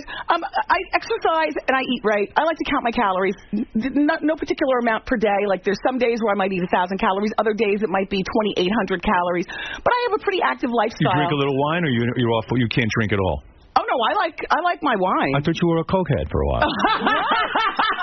Gave up wine for Coke? Yeah, but no, weren't you like a But Coke? here's the thing. Weren't you addicted to Coke or something? That was my drug of choice back in the day. Right. But you were a Coke addict. Yes. I had a problem. I was the one, out of all of us, we could all be sitting, and I would be the one who could not stop until it was finished. I'd be the one paranoid, flipping the blinds. And how long ago was this? Gee. Before you were married? Yes. So were you like a little Coke whore? I mean, could I bang you if I just gave you some Coke? No, because it was cheap back then. It was cheap, and I had a great job. I was on in radio, and I had a wonderful bachelorette life in Jersey City. I worked in Manhattan. I never didn't show up for work. I was able to function. You were a functioning Cokehead. Functioning because I was on radio. Now, if I had to put on a suit and be a banker or something. Were you wild in other ways? Like, were you doing Coke and having tons of sex? No. It was my thing. That was your outlet. That was my friend. Because you cried on your show about Whitney Houston. You actually came to tears because you said when you saw her on TV, you said on she's Oprah. still in. Yeah, when you saw her on Oprah, you were sad because she was still in denial about cocaine. Listen, a head knows a head, and unfortunately, when she was on Oprah, I didn't feel as though she took ownership of. She blamed Bobby Brown. Yes, she did. She didn't say, "Hey, I have a problem. I'm going to get rid of this problem." Right. And you got sad because she's a great. It's horrible to see somebody self-destruct like that. Exactly. Right. So you had a cocaine problem, but how'd you get rid of it? I met Kevin, and... Was he an addict too? No, he wasn't. As a matter of fact, the furthest thing from me would have kicked my addict behind. Right. You know what I mean? I decided, you know what? I like my life, and I like him, and I like, I guess, the respect of my family and stuff a lot more than I like this. And you stopped cold turkey? You know what? You zhuzh down. You go from maybe getting high 5 days a week to getting high 3 days a week. You can do that? You can, because now I had this new person in my life and new people in my... when you're always surrounded by people. Like, I was a closet. So your way of getting rid of the addiction was to, like Kevin was the guy who... He became your drug in a sense. No, not like that. Right. But he was like a catalyst. Like, at that particular point, my radio career was going really well. I had never been stopped on the West Side Highway with, a couple of grams in my pocket. I'd never been on the Daily News. My mother and father, we come from similar backgrounds. My parents are still, alive. And for them to have to, when I sat and I thought about it, I said, my God, I've never been busted. I got away with it. I got have away a clean with image, and now it's time to stop. So there was no rehab, no? So you could drink wine now and not fall into old habits, and you can go out and have a couple of drinks. You can have tequila shots. But no Coke. Yeah, because there was nothing else that was my drug of choice. Like, when I was getting high back then, 15 years ago, whatever it was, back in that day, it was so distracting to me, I wouldn't even care about drinking something or smoking weed or... So if me and you were laying in bed, we're hanging out, we're having a couple of drinks, and I said to you, come on, baby, let's just do a little bit of Coke, you would not do it. Now, today? Yeah. No, you would never do not. it. No. I bet you're fun sexually. Yeah. Well, I do enjoy my I'm looking at your mouth. I bet you like to blow a guy, don't you?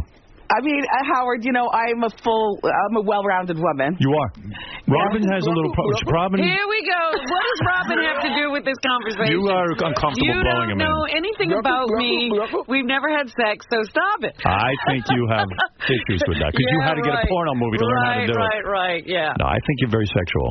I see you that way. I have fun. Yeah. And you know what? Life is better sober. And I don't want to be a cornball, because if I walked in here right now and somebody was getting high, I would just, walk out.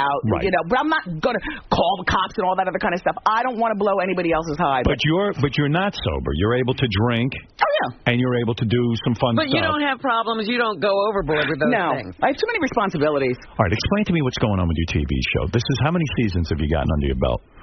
We're in the middle of right now of the second season of the show. Right. Most people didn't think it would succeed, right? I know. Right? Yeah. Who is your competition these days? I mean, what time are you on in most markets? I'm on at 10 o'clock in the morning. Well, here in New York. Right. For everybody listening, they can go to wendyshow.com to find out in their area. But 10 o'clock in the morning on Channel 5. So who's on 10 o'clock in the morning against you in New York?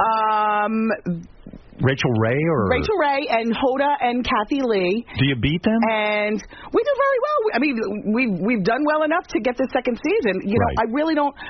You know, I'm a fan of daytime TV. Right. You know, everything from the judge shows to the talk shows. Right.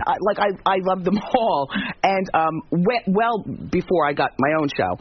So I just kind of marched to the beat of my own drum. I'm sorry. So you've matured in a sense. You're not like when you were back with Miss Jones. You're not going to shoot them. You're not going to go out and kill Rachel Ray or Hoda and Kathy Lee. No, here's the thing, and right.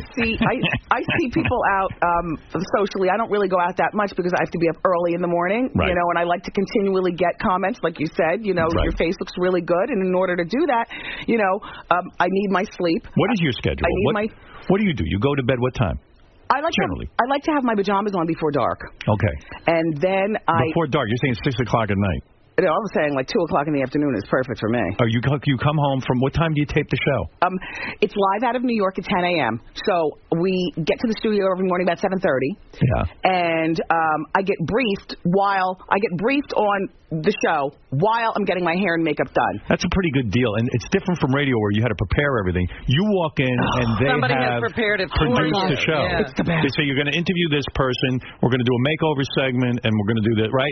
It's great. I mean, I'm one of the executive producers of it. There's three of us. There's David Perla, Kevin, my husband, is one of the executive producers, and me. And it works perfectly because when I leave to go be Wendy Hunter, who's the one who lives in Jersey gathering the food and stuff, he stays at the studio and is able to, in effect, just give me a call. You know, I'm constantly, you know, answering a telephone call. Do you want this guest? Do you like this person? What do you think about this? Do you turn down guests?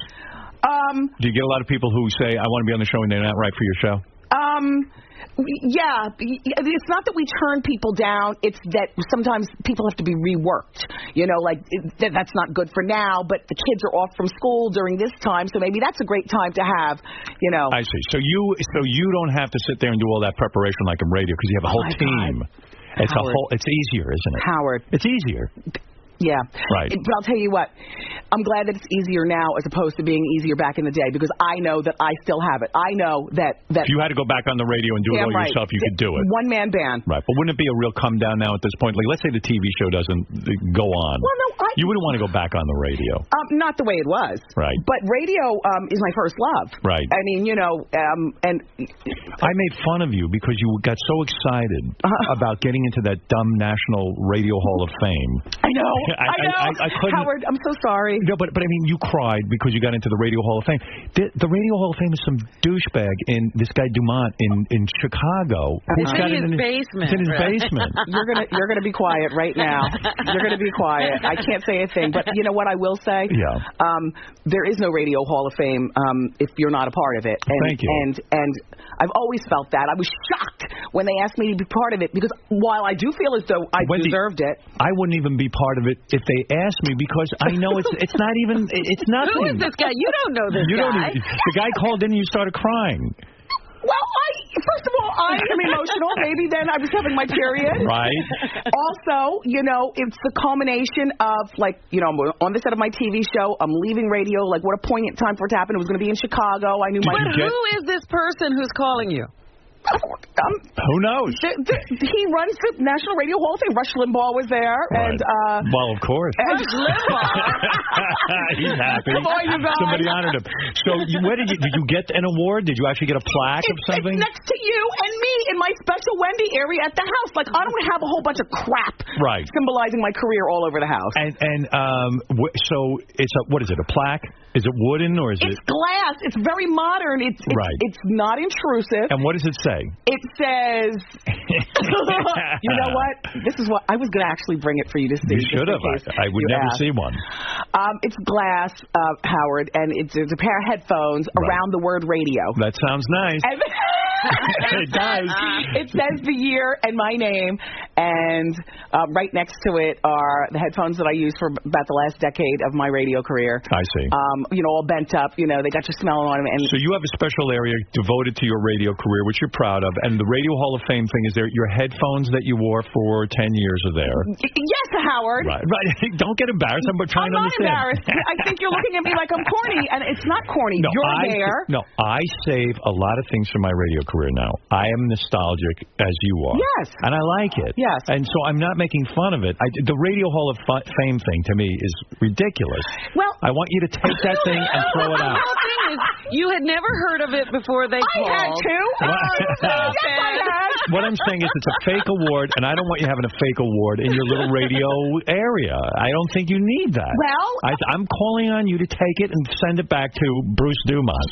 Do I need the on-air light from my college radio station? Because yes. That's there, too. Tim Sabian put in a plexiglass, my on-air light from K-Rock for 20-something years, and it sits on my desk. Yeah. What do you think of that? I mean, there's... But that's real.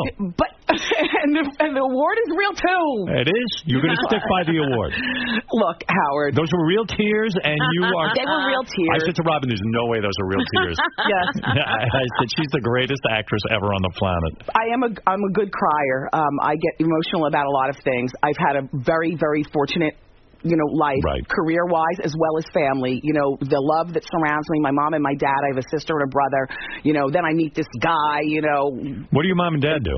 Well, they're retired now. What did they used to do? They criticize. I picture their school teachers or something. Yes, they were. They were? They were school teachers, and, back in the day, Howard, there was really it was doctor, lawyer, Indian chief, back when our parents were younger, particularly as a black, family. Did you grow up in a white neighborhood? Yes, I did. One of 4 blacks in Ocean Township. I'm from the Jersey Shore. Is it tough to grow up in an all-white neighborhood and be the only black person? I think it's tough if you let it get the best of you. I mean, certainly this thing with kids and bullying. Yeah, I was bullied, except I would never have gone home and talked to my parents about it. Were you called the N-word? Of course. You were? People would come up to you and say N-word? I mean, not regularly, Howard, but there was always that. There was always the black overcast, if you will. Did you feel funny going into white people's homes and going up, you had have to see your friends and stuff? I imagine you had all white friends.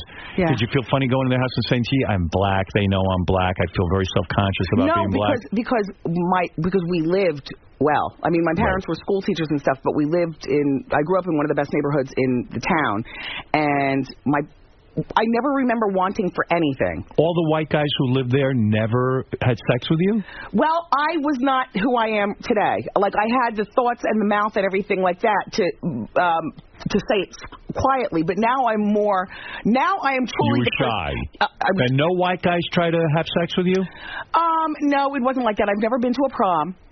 Right. I just... Were you an ugly duckling? No, I was really actually very cute, but my parents led me to believe that I was very fat. And so therein lies, a 46-year quest to really love myself and just... Why didn't you go to the prom? Because it was all white people and you were you felt out of place? No, I didn't have boyfriends like that. And no white guy would take you to the prom? No, I don't want charity. Did you know any black people? Did you ever go to black neighborhoods and get down? Yeah, yes, I had friends in Long Branch and Asbury. Did you feel out of place there? Well, they called me white girl. Right. I mean, you know how that is, Robin. Why? Because of your speech? Yes. You have perfect English, so to speak. Is that what it is? Yes. Well, that's what that is. What Robin gets criticized for all the time, that she speaks well. She almost gets made fun of for that reason. But I think, I would think that was a good thing. Well, that was a good thing according to how I was raised. That you speak well and you'll go a lot further. Especially for me, I was never a really good student, but I could always talk a jag. But I think that as you grow up as a black person, you grow to realize, or the people who made fun of you grow to realize that that's not speaking white. And it's just speaking English. It's just speaking. That's what Robin and I always say. But don't you think that... Did you ever find yourself going to, I don't know, a black community and then sort of fucking your English up so that you sounded You can talk black, can't you? Can you talk black? Oprah tries. You can't talk black? I don't. I never thought of being anything but myself. You can't be yo, what's up? When I do it, it sounds like I'm yo. It sounds like I'm white Have you tried to do that? You didn't do that as a kid. You didn't, like, when you were hanging with, the kids in Long Branch, you didn't talk a different way. Yo, what up? No, I didn't. I can teach you. And they just called me white girl, and that would be the source of my wanting to be successful. And I'll show them. Isn't it strange to be insulted and be called white girl? It's almost like a bizarro world. Yeah. It's just so odd. Well, what's even more bizarre is how many people now want to befriend me. And, but I'm... Would you say people who want to befriend you, are you on Facebook? Yes. Do your friends from or people you went to high school with try to friend you? Yes. And these are the people who were not nice to you, right? People who show up in the audience at the show. But I love it. You know what? Here's the thing. Do you forgive them? Yes. Do you friend them? No, I don't have time for that. You friend? No, I don't. I mean, I follow celebrities because I like to know what they're doing, but I'm not all in like that. Listen, I'm busy. I got a full life, a full career, a full family, and I need time to sleep and moisturize. What happens when you take that wig off? I'm wondering. I'm finding you very attractive today. Thank you, Howard. But I'm wondering. My natural hair, believe it or not, is longer than this hair. And longer than that hair? Yes. What color is it? The same colors. It's marcations of like fall. Like. So why the wig? That's a very good wig. This is a good wig, isn't it? It's a good one. Yeah, I mean, stick with this. Yeah. I just take them off though. That's why I won't get weaves. Isn't that a lot of work for you though? When you go and you sweat and stuff, doesn't that wig get all gummy? The new technology of wigs are that wigs are light and airy, and they're really the best. And I have to tell you, if I didn't wear wigs, I would have a real black girl conundrum in the morning getting ready for the shows because you wouldn't feel pretty. No, because he has my hair in the other room. Right. Because I don't like all that spray and stuff around me. So when you get home tonight, will you take that wig off? Yes. Kevin will see you without the wig? Oh, yes. Is he like, no. No, you know what, Kevin? What's wrong with you? Well, I mean, I don't know. She's beautiful. What are you saying? Kevin really... All right, if Kevin has sex with you, do you keep the wig on? No. You take it off? It gets in the way of everything that I mean, depending on how long the wig is. Do you ever do it in the wig? Yes. He's never blown a load in the wig because you love those wigs and they're expensive, right? Oh, no, things have gotten in the wigs. He blew a load in your beautiful wig? Yes. What's wrong with that man? But I have a lot of wigs. You're so silly. Wow. Here's the thing. Wouldn't you be pissed, Robin, if a guy blew a load in your wig? No, they can be taken, like she said, to another room and be washed. Oh, I see. And besides, who wants that job? But you always have a bunch of wigs. Right. So, no wiggy just has just one wig. This looks very natural, though. I like it. Thank you. Yeah. Thank you, Howard. Yeah, you're really putting yourself together. Well, I read in the paper that they were saying you had to tone down your hair. That was one of the things they were saying in your show. They wanted you to tone down your look a little bit. No. Yeah, I heard in the paper, Robin brings up a good point. Yes. They told you on your syndicated talk show, yes. Of course, we're talking about the beautiful Wendy Williams show. Weekdays, check your local listings for airtimes. Go to wendyshow.com. Mm-hmm. The executive said, look, we're renewing you. Yes. But you got to tone down in a lot of ways. Here's the thing. All right. It wasn't hair and makeup. It was more like you're not allowed to show cleavage on daytime TV. Well, the titties were too out there. Is that right? Well, here's the thing. I never noticed it until... I did. I started looking around at other channels. I'm like, oh, my God, everybody is really buttoned up. Jeez, I got away with a lot for a long time because I got to tell you, I was like a... But it took away from your credibility. You had such big titties and you were wearing such low cleavage that women don't relate to that. Well, they get turned off to that. Here's the thing. Right. It was then... I love pencil skirts. I love the way I dress on the show. Right. It's definitely, Deborah does a great job. We work together. Deborah Medeiros-Baker is my wardrobe. She did you. Yeah, she's great. Right. She's great because she's a woman of a particular age, and she gets a St. John's or a pencil skirt, and I love that kind of stuff. And you want to be sexy. You don't want to look like a frau. I'm not a Frumpty Dumpty. Right. And I want to be sexy, but I also want to I want to own 46, and I love it, and I want the credibility of being a mom and being you don't Botox? A businesswoman. I do a little Botox around my eyes. I mean, look at you. I don't see a wrinkle on you. Well, no, I don't. I have very good skin. If I didn't Botox, Botox your forehead? Yeah, there's I mean, there's not a wrinkle on it. I tune on TV. Nobody's got a wrinkle. No, nobody's face moves, but That's you're right. not doing the lower part of I don't do the lower part. This is why I do it, because the thyroid is connected to Graves' disease. And I know, you could say, I think you look good. I don't care. You look natural. You don't look fake. Yeah. I have pressure behind my eyes, and if I don't do the Botox, then believe me, right now, I'd be giving you that scary What do you mean stare. you have pressure behind your eyes? It's Graves. Barbara Bush. She's probably the most famous Graves disease have. That thing that she. When you open your eyes, they pop out. Yes, Howard. So what do? You how are you keeping that under control? I have to concentrate. You have to keep your eyes almost half shut. Yes, I'm looking at you through the smoke. Cameron Matheson from All My Children uses that phrase. Look through the smoke. It's like you actually have Barbara Bush eyes, but you control it. Yes. Good for you. It's hard. Well, you're doing the right thing. You look pretty. When I get home, all I want to do is take off my hair and open my eyes. Full mess. Wow. Look at you. What a life. I feel really good, Howard. When they told you to tone down, though, they are saying you have to appeal to who? Middle American moms? Is that the case? Oh, I don't know. That's what they want. Yeah, no, you know what? That tone down, that was in the TV section of the newspaper. It was like a little blurb right before we came back. And that really did throw a monkey in the wrench for people wondering, was I toned down because I was toned down? No, and I don't really think it's toned down. I mean, I still have the same sense of humor, and who better to appeal to Middle America than somebody who is Middle America? Is Oprah leaving good for you or bad for you? It's got to be good, right? She's going to her own network, so there's going to be a whole lot of Oprah going on. But that's good that she won't be on, and they'll be looking for people who can do this kind of thing, and you've already got a show. Like Fran Drescher just started a show. I know. Did you check that out? She started with the same company, Debmar Mercury, who does me. All right. Do you get upset when you see that? No. Did you feel like, now another person I have to compete with? No, because you know what, Howard, I was a leader in radio. Right. And one of the things that fueled me, and I don't know whether you feel the same way, one of the things that fuels me is competition. I try my best to run the race with blinders on. Right. And at the end of the race, if I look around and I say, oh my gosh, we're similar or we're so different or whatever.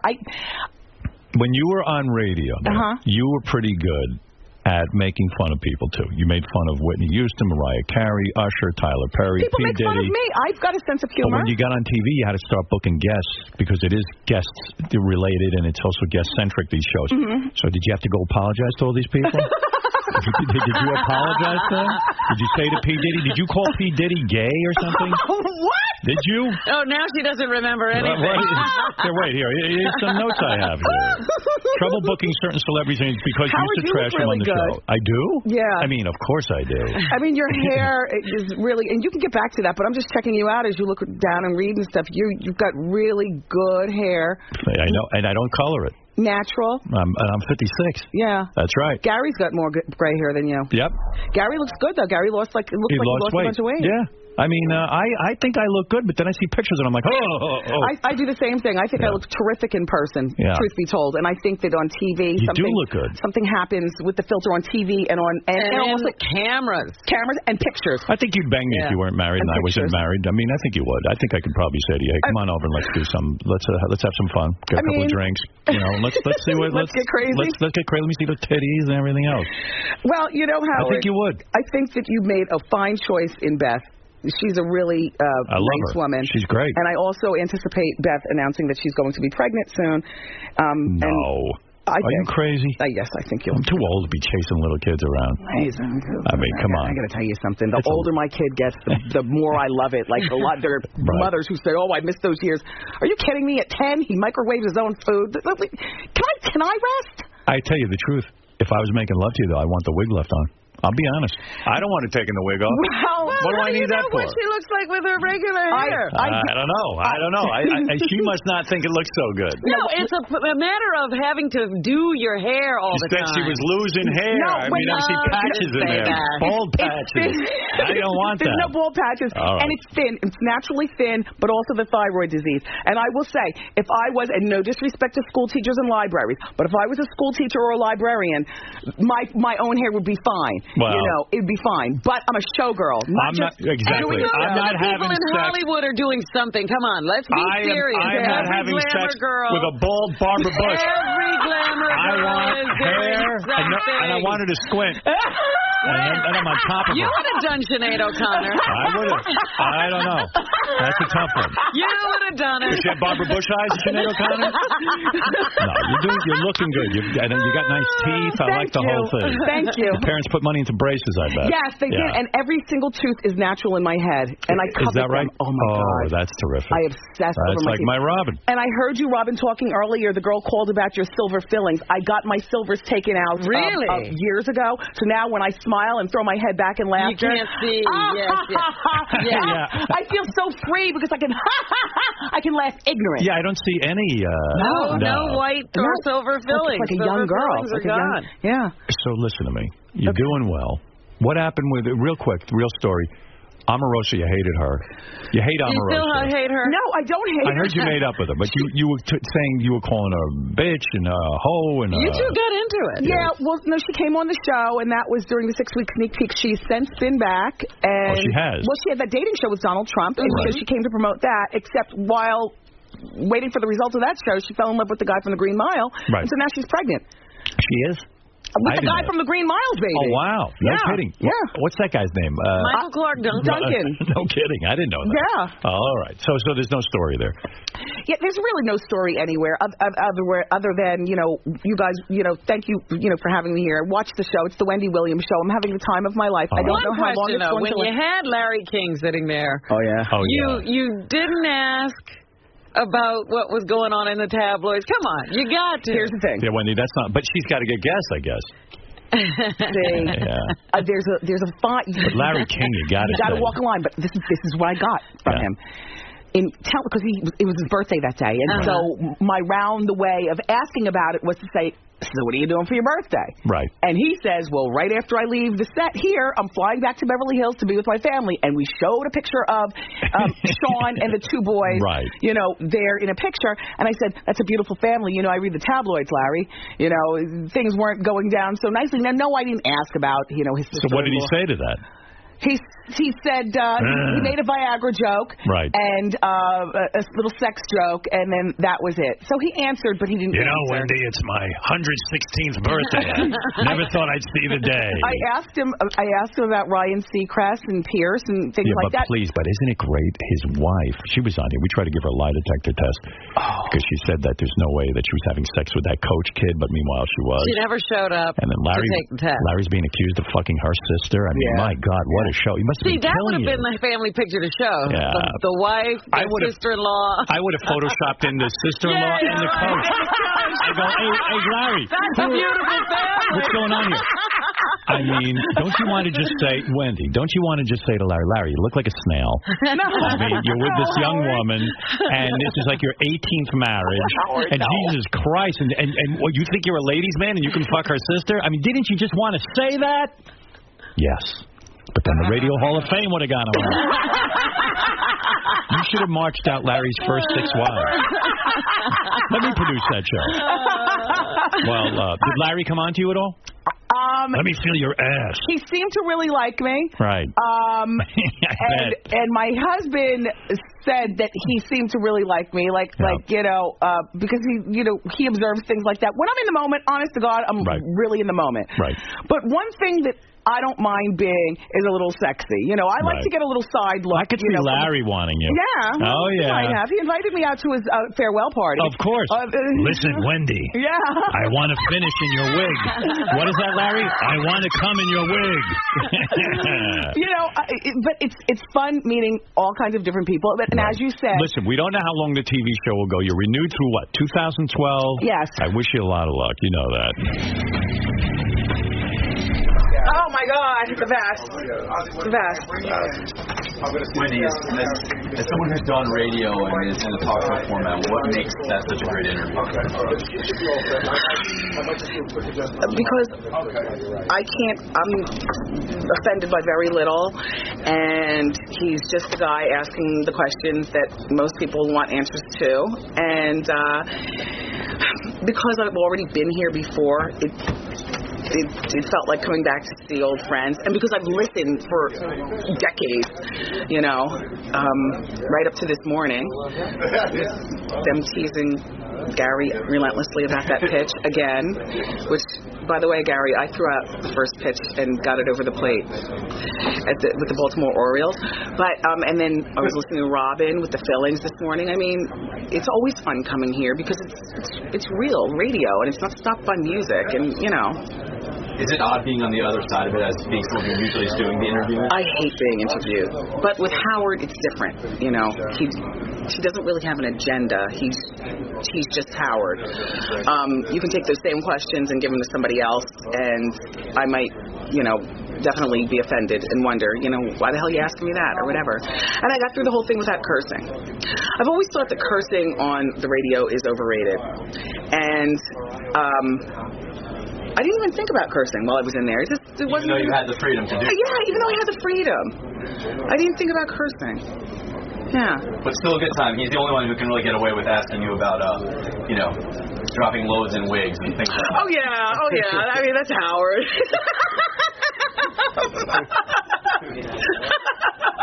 Yeah. So hopefully he stays and we'll see you again soon. Yes, definitely. Stay, Howard, and I'll see you again soon. Thank you so much. All right, good luck to you, Wendy.